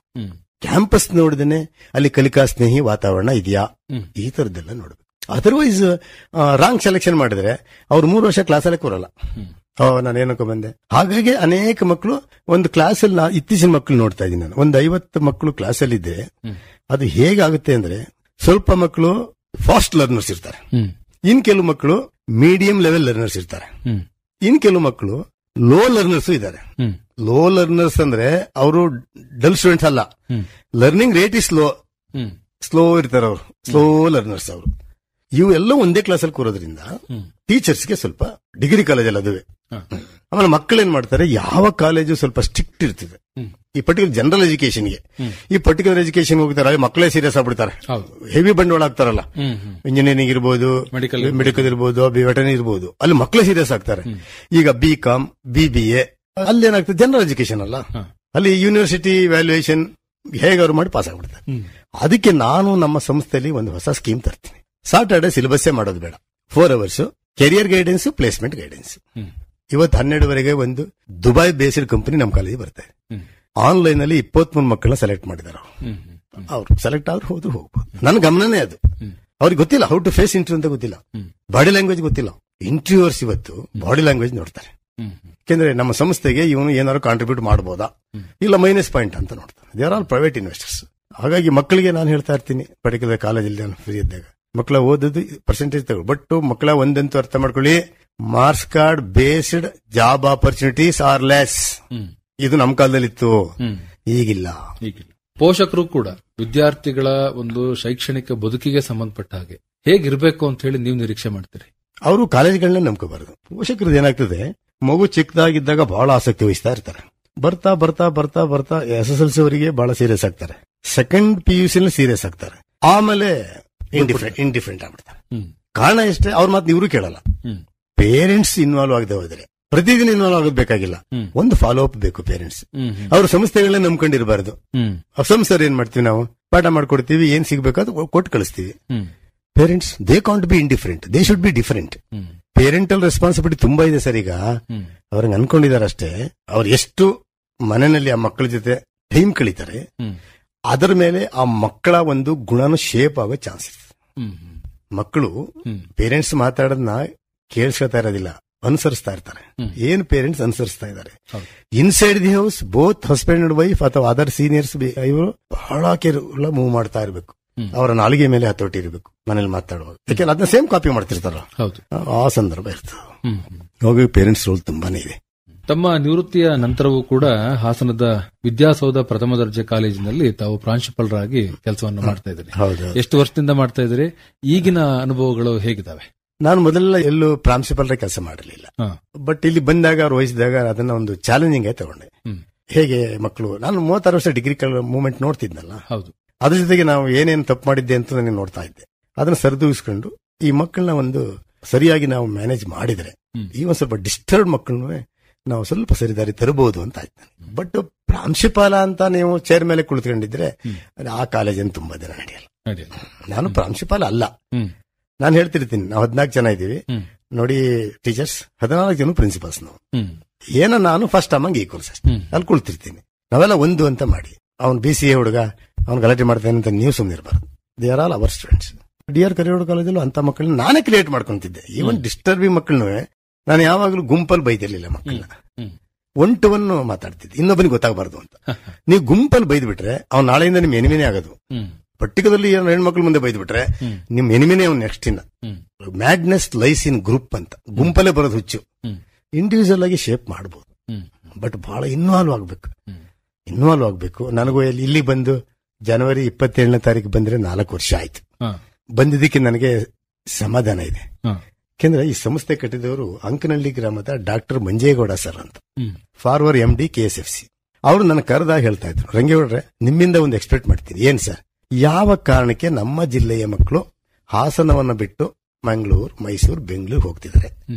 ನನ್ನ ಒಂದು ಆಸೆ, ಆ ಒಂದು ಸೌಲಭ್ಯನ ಕಡಿಮೆ ದುಡ್ಡಲ್ಲಿ ಇಲ್ಲೇ ಕೊಡೋಣ. ಕ್ಯಾಂಪಸ್ ಇದೆಯಲ್ಲ, ಅವ್ರ ಪಾಯಿಂಟೇ ಅದು. ಇಲ್ಲಿ 10 ಕಾಲೇಜ್ ಇದಾವೆ, ಇದು 11ನೇ ಕಾಲೇಜ್ ಅಂತ ಓಪನ್ ಮಾಡ್ತಾ ಇಲ್ಲ ನಾನು. ಆ ಮಕ್ಕಳನ್ನ ನೀವು ಸರ್ವೆ ಮಾಡಬೇಕು. ಹೋಗ್ತಿದ್ದೀನಪ್ಪ, ಯಾವ್ದೋ ಒಂದು ಕಾಲೇಜ್ ಹೋಗ್ತಾ ಇದೆಯಾ ಮಂಗಳೂರಿಗೆ, ಅದಿಲ್ಲಿ ಸಿಗಂಗ್ ಮಾಡೋಣ, ಬಂದು ನೋಡಿ ಕ್ಯಾಂಪಸ್ ಅಲ್ಲಿ ಸಿಕ್ಕಿದ್ರೆ ಇಲ್ಲೇ ಇರ್ಬೋದಲ್ಲ. ಆ ಒಂದು ಆಸೆ ಇಟ್ಕೊಂಡು ಈ ಸಂಸ್ಥೆ ಬೆಳೀತಾ ಇದೆ. ಆಲ್ ಎಂಪ್ಲಾಯೀಸ್ ಕೂಡ ಹಂಗೆ ಇಟ್ಕೊಂಡಿದ್ದಾರೆ. ಎಂಪ್ಲಾಯೀಸ್ ಕೂಡ ವರ್ಕ್ ಫಾರ್ ರೂಲ್ ಅಂತ ಮಾಡಲ್ಲ ಅಲ್ಲಿ, ಅವ್ರು ಕೊಟ್ಟು ವರ್ಕ್ ಮಾಡ್ತಾ ಹೋಗ್ತಾರೆ. ಮೊನ್ನೆ CBSE ರಿಸಲ್ಟ್ ಬಂತು ನೋಡಿ, ಟಾಪ್ ಅಂತಲ್ಲ. ನಿಮ್ಮ ಶ್ರೀಮತಿಯವರು ಮಕ್ಕಳು ಎಲ್ಲ ಏನ್? ಸರ್, ನಮ್ಮ ಶ್ರೀಮತಿಯವರು ಗೃಹಿಣಿ. ಮೊದಲು ಮಗಳು ನಿಮಗೆ ಹೇಳಿದ್ರೆ ಆಶ್ಚರ್ಯ ಆಗುತ್ತೆ. ಕರ್ನಾಟಕದಲ್ಲಿ only candidate economics BSc, economics, mathematics, computer science NDRK ಕಾಲೇಜಲ್ಲಿ BSc. ಎಕನಾಮಿಕ್ಸ್ ತಗೊಂಡ್ರೆಲ್ಲ BA ಕೊಡ್ತಾರೆ. ನಾನು ಜವರೇಗೌಡ ಅವರ ಸಣ್ಣ ಶಿಶಿಧರ್ ಅಂತ VC ಇದ್ರು ಮೈಸೂರಲ್ಲಿ. ಅವ್ರ ಹತ್ರಕ್ಕೆ ಹೋದೆ, ಅದೇನ್ ರಂಗೇಗೌಡ್ರ ಹುಡುಗಾಟ ಆಡ್ತೀರಿ ನೀವು, ಎಕನಾಮಿಕ್ಸ್ ಹೆಂಗ್ ಸೈನ್ಸ್ ಆಗುತ್ತೆ ಅಂತ. ಇಲ್ಲಿ ನೋಡಿ ಸರ್, ಇಂತಿಂತ ಕಂಟ್ರೀಸ್ ಅಲ್ಲಿ ಈ combination is branded as science, economics also science ಅಂದೆ. ಅಲ್ಲಿ ಪಾಠ ಮಾಡೋರು ಯಾರು ನಿಮ್ಮ ಮಗಳಿಗೆ? ಅಲ್ಲಿ ನಾನೇ ಮಾಡ್ಕೊಳ್ತೀನಿ ಬಿಡಿ ಸರ್, ಬರ್ಕೊಡಿ ಹೆಂಗಿದ್ರಿ ಅಂದ್ರು. ಕಾಲೇಜಲ್ಲಿ ಅವಳೊಬ್ಳಿಗೆ ಪಾಠ, ನನ್ನ ಮನೇಲಿ. ನನ್ನ ಪಾಯಿಂಟ್ ಎಕನಾಮಿಕ್ಸ್ MSc ಮಾಡಿಸ್ಬೇಕು ಅಂತಿತ್ತು. ಈಗಲೂ ಬಹಳ ಡಿಮ್ಯಾಂಡ್ ಇದೆ ಆ ಕ್ಯಾಂಡಿಡೇಟ್ಗಳಿಗೆ. ನನ್ನ ಮಗ ಇಲ್ಲಿ ಮಲ್ನಾಡ್ ಕಾಲೇಜಲ್ಲಿ ಡಿಸ್ಟಿಂಕ್ಷನ್ ಅಲ್ಲಿ END M.Tech ಮಾಡ್ತಾನೆ, ಆಮೇಲೆ ಜಾಬ್ ಹೋಗ್ತಾನೆ. ಒಂದ್ಸರಿ IIT ಬಾಂಬೆನಲ್ಲಿ 3 ರಿಸರ್ಚ್ ಕಾಲ್ ಆಗ್ತದೆ, ಅವ್ರಿಗೆ ಅಪ್ಲೈ ಮಾಡ್ತಾನೆ. ನಾನು ಹೇಳಿದೆ, ಈ ದೇಶಕ್ಕೆ 3 ಇದೆ ಅಂದ್ರೆ ನೀವೆಲ್ಲ ಸೆಲೆಕ್ಟ್ ಐತಿ ಅಂತ. ಅದ್ರ ನಾನು ಬ್ಯಾಕ್ ಆಗಬಾರ್ದು ಅಂತ ಈ became A second man. Resign ಮಾಡಿ ಅಲ್ಲಿ ಹೋದ ವಿತ್ ಸ್ಕಾಲರ್ಶಿಪ್ ಆಫ್ 50,000. ಅವ್ನಿಗೆ ಸಿಕ್ತಿ ಸಂಬಳ 36,000. ಅಲ್ಲಿ IIT ಬಾಂಬೆನಲ್ಲಿ PhD ಆಯ್ತು. ಅವನು ಕೂಡ PhDನೇ, ಈಗ ಕೆಲಸ ಮಾಡ್ತಾರೆ. ಅಲ್ಲಿ ವೈಟ್ ಫೀಲ್ಡ್ ಅಲ್ಲಿ ಇದ್ದಾರೆ. ನಮ್ ಸೊಸೆ ಕೂಡ BE, ಅವರು ಅಲ್ಲೇ ಕೆಲಸ ಮಾಡ್ತಿದ್ದಾರೆ. ಈಗ ಹಿಂತಿರುಗಿ ನೋಡಿದ್ರೆ ನಿಮ್ಮ ಬದುಕು ಮತ್ತೆ ನಿಮ್ಮ ವೃತ್ತಿ ಜೀವನವನ್ನ ಸುಮ್ಮನೆ ಏನನ್ಸುತ್ತೆ ನಿಮ್ಗೆ? ಇದೆಲ್ಲ ನಾನು ನೋಡ್ಕೊಂಡ್ ಬಂದ ಅಂತ ಅನ್ಸುತ್ತೆ. ಯಾರು ಹೇಳಕ್ ಹೋದ್ರೆ ನಮ್ಮ ಮನೆಯವ್ರು ಅಂತಾರೆ, ಅದ್ ಹೆಂಗ್ ಜಾಪ ಮಾಡ್ಕೊಂಡಿದ್ರಿ ಇವೆಲ್ಲ. ನನಗೆ ಮನಕ್ಕೂ ಅಲ್ವಾ, ನಾನು 1ನೇ ಕ್ಲಾಸಲ್ಲಿ ಎಲ್ಲೋದೆ, 2ನೇ ಕ್ಲಾಸ್ ಏನಾಯ್ತು, 5ನೇ ಕ್ಲಾಸ್ ಏನಾಯ್ತು, ಮರ್ತೇ ಹೋಗಲ್ಲ. ಯಾಕೋದು ನೀವು ಹೋಗ್ಲಿಲ್ಲ ಅಂದ್ರೆ ಮರ್ತೋಗ್ತಿತ್ತು. ಏನಪ್ಪ ಓದ್ ಬಂದಿದ್ರಲ್ಲ, ಮರ್ತೋಗ. ಅದನ್ನ ಆಧಾರ ಇಟ್ಕೊಂಡು ನನಗೆ ಎಲ್ಲೆಲ್ಲಿ ಅವಕಾಶ ಸಿಗುತ್ತೆ ಅಲ್ಲಿ ಯಾರು ಹೇಳ್ದಂಗೆ ಸ್ವಲ್ಪ ನಾನು ಹೆಲ್ಪ್ ಮಾಡ್ತಕ್ಕಂಥ ಅಭ್ಯಾಸ ಮಾಡ್ಕೊಂಡೆ. ಕೊರೋನಾ ಟೈಮಲ್ಲಿ ಅಂಗಡಿಗಳಿಗೆ ಗುರುತಿಸಿದ್ದೆ. ಅವರಿಗೆ ತಗೊಳ್ಳಿ 500 ರೂಪಾಯಿ ತಗೊಳ್ಳಿ. ನೀವು ಯಾಕೆ ಸರ್, ಯಾರು ನೀವು ಅಂದ್ರೆ, ನಾನು ಯಾರು ಅಂತ ಏನ್ ಬೇಡ, ತಗೊಳ್ಳಿ. ಹಾಸನದಲ್ಲಿ ಸ್ಪರ್ಶ ಆಸ್ಪತ್ರೆ ಮುಂದೆ 2 ಹೆಣ್ಣು ಮಕ್ಕಳು ಸೌತೆಕಾಯಿ ಮಾರ್ತಾರೆ, ನೋಡಿಬೇಕಾದ್ರು ಹಾಸನ ಕ್ಲಬ್ಗೆ ಅಟ್ಯಾಚ್ ಆದಂಗೆ. ಅವರು ನನಗೆ ಬಹಳ ಪ್ರಭಾವ ಬೀರಿದ್ರು ಹೆಣ್ಮಕ್ಳು. ನಾನು ಅನ್ಕೊಂಡೆ, ಈ ಹೆಣ್ಮಕ್ಳು ಬೆಳಿಗ್ಗೆ ಸಂಜೆ ಹೆಂಗ್ ಕೂರ್ತಾರೆ, ಸಿಟಿಯ ಎಲ್ಲರೂ ನಮ್ ಸೊಂಟ ನೋವು, ಕೈ ನೋವು, ಕಾಲು ನೋವು ಅಂತಾರೆ. ಅವರಿಬ್ಬರನ್ನ ಗುರುಸಿ ಕಾಲೇಜಿಗೆ ಕರ್ಕೊಂಡ್ಬಂದು ಮಹಿಳಾ ದಿನಾಚರಣೆ ದಿನ ಸನ್ಮಾನ ಮಾಡಿಸಿದೆ. ಸ್ಫೂರ್ತಿ ಆಯ್ತು. ಏನಾಗ್ತದೆ, ನಗರ ಪ್ರದೇಶ ಅನೇಕ ಮಹಿಳೆಯರಿಗೆ ಕಾನ್ಫಿಡೆನ್ಸೇ ಇಲ್ಲ. ಒಂದ್ ಸಣ್ಣ ಕೈ ನೋವು ಬರಂಗಿಲ್ಲ, ಒಂದ್ ಸಣ್ಣ ಕಾಲ್ ನೋವು ಬರಂಗಿಲ್ಲ, ಏನೋ ಆಗೋಯ್ತು ಅನ್ನೋ ಹೋಗೇ ಬಿಡ್ತು ಮುಳುಗಿ ಅಂತ. ಅಂತವ್ರನ್ನ ನೋಡ್ಬೇಕು. ಅವರು ಮನುಷ್ಯರು ತಾನೆ, ಅವ್ರಿಗೂ 2 ಕಾಲು ಕೈ ಇದೆಯಲ್ಲ, ಹೆಂಗ್ ಕೊಡ್ಬೇಕು ಸಾಧ್ಯ? ಅಲ್ಲೋಗಿ ಸೌದೆಕಾಯಿ ಮಾತಾಡ್ಸಿ ಅವ್ನು ಹೇಳ್ತಾರೆ. ಕಾನ್ಫಿಡೆನ್ಸ್ ಡೆವಲಪ್ ಮಾಡ್ಕೋಬೇಕು ಅಂದ್ರೆ ಆ ತರ ವ್ಯಕ್ತಿಗಳನ್ನೇ ನೋಡ್ಬೇಕು. ಇಲ್ಲಿ ತನ್ನಿಧಿ ಶಾಸ್ತ್ರ ಹೂ ಮಾರ್ತಾರೆ, ನೀವು ಬೆಳಿಗ್ಗೆ ಹೋಗಿ ಬರ್ತಿಲ್ಲ, ಮೂಲೆ ಲೇಡೀಸ್ ಕೂರ್ತಾರೆ. ನಾನಿಲ್ಲಿ ಹೋಗ್ತೀನಿ ಸರ್, ಸೋಮವಾರ ಶುಕ್ರವಾರ 100 ರೂಪಾಯಿ ಕೊಡ್ತೀನಿ. ಆ ಕಡೆ ಹೋಗ್ತೀನಿ ನಾನು. ಅವ್ರು ಹೇಳ್ಬಿಟ್ಟಿದೀನಿ, ನಾನು ದುಡ್ಡು ಕೇಳಲ್ಲ, 100 ರೂಪಾಯಿ ಏನ್ ಬರುತ್ತೋ ಅದು ಹಾಕೊಟ್ಬಿಡಿ. ಒಂದಿನ ಬೆಲೆ ಕೇಳಲ್ಲ. ನನಗೇನು ಅಂದ್ರೆ, ಆ ಏಜ್ ಅಲ್ಲಿ ಬೆಳಗಿನ ಸಂಜೆ ಕೂರ್ತಾರಲ್ಲ, ನಮಗೆ ಕುರ್ಚಿ ಮೇಲೆ ಕೂರಕ್ಕೆ ಆಗಲ್ಲ. ಇದೆಲ್ಲ ಸ್ಫೂರ್ತಿ ಆಯ್ತು ನನಗೆ. ಅದು ಒಂದು ವರ್ಗ ಇದೆ. ನೀವು ಸಂತೆಗೆ, ನಿಮ್ ರೋಡಲ್ಲಿ ಸಂತೆ ಆಗುತ್ತಲ್ಲ ಸರ್, ಸಂತೆ ಜನ ನೋಡಿ ಎಷ್ಟು ಏಜ್ ಆಗಿರೋರು ಕಷ್ಟಪಡ್ತಾರೆ. ಬಿಸಿಲು 10 ರೂಪಾಯಿನ ಹೂ ಇಷ್ಟು ಕೊಡ್ತಾರೆ. ಸೊಪ್ಪು ಕೀಳಕ್ಕಾಗುತ್ತೆ ಸರ್, ಸೊಪ್ಪು ಕೀಳೋದು ಎಷ್ಟೊತ್ತಾಗುತ್ತೆ? ಒಂದ್ ಚೀಲ ತಂದ್ರೆ 100 ರೂಪಾಯಿ ಆಗುತ್ತೆ ಅಷ್ಟೇ ಅವ್ರಿಗೆ. ಅವರೆಲ್ಲ ನಮ್ ಸ್ಫೂರ್ತಿ ಆಗ್ಬಾರ್ದ? ಅವ್ರ ಹತ್ರ ಬಾರ್ಗೇನ್ ಮಾಡ್ಬೇಕಾ ನಾವು? ಅವ್ರ ಹತ್ರ ಚೌಕಾಸಿ ಮಾಡ್ಬೇಕಾ? ಅವೆಲ್ಲ ಬದುಕು ನೋಡ್ ಬಂದಿದ್ದೀನಿ ನಾನು ನುಗ್ಗೆಕಾಯಿ ಮಾರ್ತಿದ್ದೆ ಮಗ್ಗೆ ಸಂತೆನಲ್ಲಿ. 1 ರೂಪಾಯಿಗೆ 20 ನುಗ್ಗೆಕಾಯಿ. SLC ವರೆಗೆ ನುಗ್ಗೆಕಾಯಿ ಬಂದಾಗ ತಾನು ಮಾರ್ತಿದ್ದೆ. ಈಗ ಒಟ್ಟಾರೆ ನಿಮ್ಗೆ ಈ ವೃತ್ತಿ ಜೀವನ ನೆಮ್ಮದಿ ನೀಡಿದೆ. ವೃತ್ತಿಯ ನಂತರನೂ ಆಗಿದೆ. ಆಮೇಲೆ ನಾನು ಒಂಥರ ಅದೃಷ್ಟವಂತ. ಮನೆ ಒಳಗಡೆ ಇರ್ಬೋದು, ಹೊರಗಡೆ ಇರ್ಬೋದು, ನನಗೆ ಸಿಕ್ಕಿರಲ್ಲ ಸ್ವಲ್ಪ ಗುಣಾತ್ಮಕ ವ್ಯಕ್ತಿಗಳೇ. ನಕಾರಾತ್ಮಕ ಚಿಂತನೆ ಮಾಡೋರು ಸಿಕ್ಕಿದ್ರೆ ನಾನು ಅವರಿಂದ ದೂರ ಹೋಗ್ಬಿಡ್ತೀನಿ. ಹೇಳ್ತಾರೆ, ನಿಮ್ಗೇನಾಗಿದೆ 68 ಆದ್ರೂ ಡ್ಯೂಟಿ ಮಾಡ್ತಿರಲ್ಲ. ಇಲ್ಲ, ನನಗೆ ಆಸಕ್ತಿ ಇದೆ, ಅಲ್ಲಿ ಅವಕಾಶ ಕೊಟ್ಟಿದ್ದಾರೆ. ನಾನು ಅಪ್ಲಿಕೇಶನ್ ಹಾಕೊಂಡು ಹೋಗಿದ್ರೆ ನೀವು ಕೇಳ್ಬೋದು, ಯಾಕೆ ಹೋದ್ರಿ, ಇನ್ನೊಬ್ಬರಿಗೆ ಯುವಕನಿಗೆ ಆಗ್ತಿರ್ಲ ಅಂತ. ಈಗಲೂ ನಮ್ಮ ದೇಶಕ್ಕೆ ಹೇಳಿದ್ದೀನಿ, ಸರ್ ಹುಡುಕ್ತಾರೆ ಸರ್, 4 ವರ್ಷ ಆಯ್ತು, ಎಲ್ಲಿ ಸಿಗ್ತಾರೆ ಹುಡುಗ್ರೆ? ಇವತ್ತಿನ ಜನರೇಷನ್ ಡೆಡಿಕೇಶನ್ ಇಲ್ಲ. ಡೆಡಿಕೇಶನ್ ಇರಬೇಕು ಸರ್. ನೀವು ವಿದ್ಯಾರ್ಥಿ ಸಮುದಾಯಕ್ಕೆ ಅಂತಿಮವಾಗಿ ಏನ್ ಹೇಳಲಿಕ್ಕೆ ಇಷ್ಟಪಡ್ತೀರಿ? ಶ್ರದ್ಧೆಯಿಂದ ಒಂದು 3 ರಿಂದ 5 ವರ್ಷ ಕಷ್ಟಪಟ್ರೆ ಒಂದು 50 ವರ್ಷದವರೆಗೂ ಬದುಕು ಬಂಗಾರ ಆಗುತ್ತೆ. ಅದೇನಾಗುತ್ತೆ ಅನ್ನೋದು ಈ 3 ವರ್ಷದ ಪದವಿ ಶಿಕ್ಷಣ ಮೇಲೆ ಡಿಪೆಂಡ್ ಆಗುತ್ತೆ. ಏನ್ ಬೇಕಾದ್ರೂ ಮಾಡ್ಕೊಳ್ಳಿ ಅವ್ರು, ಯಾವ ಸೈನ್ಸೋ, ಆರ್ಟ್ಸೋ, ಕಾಮರ್ಸೋ, ಪದವೀಧರರಾಗಬೇಕು. ಪದವೀಧರರಾದ್ರೆ ಜಾಬ್ದು ಆಪ್ಷನ್ಸ್ ಓಪನ್ ಆಗುತ್ತೆ. ಎಲ್ಲಾ ಗೇಜೆಡ್ ಪೋಸ್ಟ್ಗೂ ಅಪ್ಲೈ ಆಗ್ಬೋದು. ಈ ನಾನ್ ಗ್ರಾಜುಯೇಟ್ಸ್ ಕೆಲ್ಸಕ್ಕೆ ಹೋಗ್ಬಿಟ್ರೆ ಅವ್ರಿಗೆ ಪ್ರಮೋಷನ್ ಸಿಗಲ್ಲ, ಬಹಳ ಸಫರ್ ಪಡ್ಬೇಕಾಗ್ತದೆ. ಎಲ್ಲ ಹೇಳುದು ಮೊದಲು ಗ್ರಾಜುಯೇಟ್ಸ್ ಆಗಿ ಅಂತ. ನಮ್ಮ ದೇಶದ ಒಂದು ಕನಸು ಏನು ಅಂದ್ರೆ, ಹ್ಯೂಮನ್ ಡೆವಲಪ್ಮೆಂಟ್ ಇಂಡೆಕ್ಸ್ ಅಲ್ಲಿ percentage of graduates to the total population ನೋಡ್ತೀವಿ. ಪರ್ಸೆಂಟೇಜ್ ಈಸ್ ಹೈ ಅಂದ್ರೆ country is having the population which can understand the things going on. ಇಲ್ಲ ಅಂದ್ರೆ ಏನಾಗ್ತದೆ, people with information, people without information ಆಗ್ಬಿಡ್ತಾರೆ. ಹಂಗಾಗಬಾರ್ದು. ವಿದ್ಯಾರ್ಥಿಗಳಿಗೆ ನೀವು ಅನ್ಎಂಪ್ಲಾಯ್ಮೆಂಟ್ ಅಂತ ಹೇಳ್ತಾರೆ ಸರ್. ಅನ್ಎಂಪ್ಲಾಯ್ಮೆಂಟ್ ಭಾರತ ಪ್ರಾಬ್ಲಮ್ ಅಲ್ಲ, it's a global problem. Unemployment is there even in India, but the nature of unemployment is different ಅಷ್ಟೇ. ಹಾಗಾಗಿ ನನಗೆ ಕೆಲಸಿಗಲ್ಲ ಅನ್ನೋದನ್ನ ಬದಿಗೊತ್ತಿ ನನ್ನ ಜವಾಬ್ದಾರಿಯನ್ನು ನಾನು ಮಾಡಿದ್ರೆ, ನಾನು ಹೇಳ್ತೀನಿ ಮಕ್ಕಳಿಗೆ ಫಸ್ಟ್ ಇಯರ್ ಇಂದನೇ ಎಕ್ಸಾಮ್ ಬರಿತಾ ಹೋಗ್ರಿ. ಸೆಕೆಂಡ್ ಡಿವಿಷನ್, ಪೊಲೀಸ್ ಪೇದೆ, ಕಂಡಕ್ಟರ್ ಬರಿತಾ ಹೋಗಿ. ನೀವು ಡಿಗ್ರಿ ಆದ್ಮೇಲೆ ಬರೆಯಕ್ ಹೋಗ್ತಿರಲ್ಲ, ಆಗ ಎಲ್ಲ ಅನುಭವ ನಿಮ್ಗೆ ಬಂದಿರ್ತದೆ.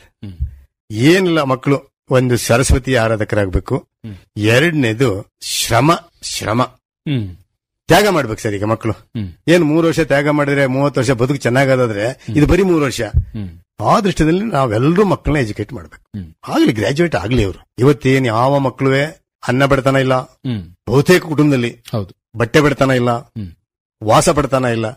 ನಾವು ನನ್ನ ಆವತ್ತಿನ ಭಾರತ ಕಂಪೇರ್ ಮಾಡಿದ್ರೆ, ಇಂಡಿಯಾ ಆಫ್ 1970ಗೆ ನೀವು ಇಂಡಿಯಾ ಆಫ್ 2025 ಕಂಪೇರ್ ಮಾಡಿದ್ರೆ ಯಾರು ನಂಬದೇ ಇಲ್ಲ. ಅಂತ ದಿನಗಳನ್ನ ನೋಡಿದ್ದು. ಈಗ ಈ ಮಕ್ಕಳಿಗೆ ಅವ್ರು ಸ್ವಲ್ಪ ಬುದ್ಧಿವಂತರಾದ್ರೆ, ಏನೆಲ್ಲ 98 ತಗೋಬೇಕಾಗಿಲ್ಲ ಸರ್. ಒಂದು ಗ್ರಾಜುಯೇಟ್ ಆದ್ರೆ ಸರ್ 90% ಸಬ್ ಇನ್ಸ್ಪೆಕ್ಟರ್ಗೆ ಅಪ್ಲೈ ಮಾಡಬಹುದು, 36% ಅಪ್ಲೈ ಮಾಡಬಹುದು ಅಂತ ಒಂದು ಅವಕಾಶವನ್ನ ನಾವು ಮೊದಲು. ಬಟ್ ಎಲಿಜಿಬಿಲಿಟಿ ಬೇಕಲ್ಲ ಅವನಿಗೆ, ಗ್ರಾಜುಯೇಟ್ ಆದ್ರೆ ಮಾತ್ರ ತಾನೆ ಎಲಿಜಿಬಿಲಿಟಿ ಆಗ. ಹಾಗಾಗಿ ಉತ್ತಮ ಭವಿಷ್ಯ ಇದೆ. ನಿಮ್ಮನ್ನ ಸಂಪರ್ಕ ಮಾಡಬೇಕು ಅಂತ ಹೇಳಿದ್ರೆ ನಿಮ್ಮ ನಂದು ದೂರವಾಣಿ ಸಂಖ್ಯೆ ಹೇಳ್ಬೋದಾ ಒಂದ್ಸಾರಿ? ಹೇಳಿ. 9448469095. ನಿಮ್ಮ ಸಂಪರ್ಕ ಸಂಖ್ಯೆಯನ್ನ ಮತ್ತೊಮ್ಮೆ ಹೇಳಿ. 9448469095. ಒಳ್ಳೆಯದು ಡಾಕ್ಟರ್ ರಂಗೇಗೌಡ್ರೆ, ತುಂಬಾ ಸಂತೋಷ ಆಯ್ತು. ಇವತ್ತಿನ ಕಾರ್ಯಕ್ರಮದಲ್ಲಿ ತಮ್ಮ ಸಮಗ್ರ ಜೀವನದ ಪರಿಚಯವನ್ನ, ನೀವು ಕಂಡಂತಹ ಏಳುಬೀಳುಗಳನ್ನ ಎಲ್ಲವುದನ್ನು ಕೂಡ ಬಹಳ ವಿವರವಾಗಿ ನಮ್ಮ ಕೇಳುಗರೊಂದಿಗೆ ಹಂಚಿಕೊಂಡ್ರಿ. ತಮಗೆ ಧನ್ಯವಾದಗಳು. ನಮಸ್ಕಾರ. ನನಗೂ ಕೂಡ ಇಂಥ ಒಂದು ಅವಕಾಶವನ್ನ ನನಗೆ ಹಿಂದೆ ಯಾವಾಗಲೂ ಸಿಕ್ಕಿರ್ಲಿಲ್ಲ. ಇದು ನನಗೊಂದು ಆಸೆ ಇತ್ತು. ಅಂದ್ರೆ ನಾನು ಸುದ್ದಿ ಪ್ರಿಯ ಅಲ್ಲ, ಶುದ್ಧಿ ಪ್ರಿಯ. ಒಂದ್ ಸ್ವಲ್ಪ ಹಂಚ್ಕೊಳ್ಬೇಕು. ಏನಾದ್ರು 4 ಜನಕ್ಕೆ ಇಂಥ ಒಂದು ವ್ಯಕ್ತಿ ಕಷ್ಟಪಟ್ಟಿದ್ದಾರೆ ಅಂದ್ರೆ, ಈ ಬದುಕು ರೀಚ್ ಆಗಿದ್ದಾರೆ ಅಂದ್ರೆ ಒಂದ್ ಸ್ವಲ್ಪನಾರು ಅನುಕರಣೆ ಆಗಬಹುದು ಅನ್ನೋ ಆಸೆ ಇತ್ತು. ಆಕಾಶವಾಣಿ ಹಾಸನ ನನಗೆ ಈಡೇರಿಸಿಕೊಟ್ಟಿದೆ. ತಮಗೆ, ನಮ್ಮ ವೃಂದಕ್ಕೆ, ಎಲ್ಲರಿಗೂ ನನ್ನ ಹೃದಯ ಪೂರ್ವಕ ವಂದನೆಗಳು. ನಮಸ್ಕಾರ. ಇದುವರೆಗೆ ಹಿರಿಯ ಜೀವಗಳ ಭಾವ ಮಾಲಿಕೆಯಲ್ಲಿ ಹಾಸನದ ನಿವೃತ್ತ ಸಹ ಪ್ರಾಧ್ಯಾಪಕರಾದ ಡಾಕ್ಟರ್ ಎಂಎಚ್ ರಂಗೇಗೌಡ ಅವರೊಂದಿಗೆ ಮಾತುಕತೆ ಕೇಳಿದಿರಿ. ಇವರೊಂದಿಗೆ ಮಾತುಕತೆಯಲ್ಲಿ ಪಾಲ್ಗೊಂಡವರು ಅರಕಲಗೂಡು ವಿ ಮಧುಸೂದನ್. ಸಹಕಾರ ಲಕ್ಷ್ಮೀ ಹೆಚ್ಜೆ.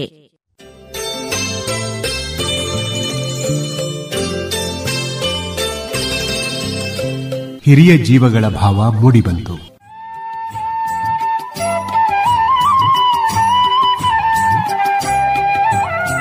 ಹಾಸನ ಆಕಾಶವಾಣಿಯ ಸ್ಮರಣೀಯ ಕಾರ್ಯಕ್ರಮ ಇದು.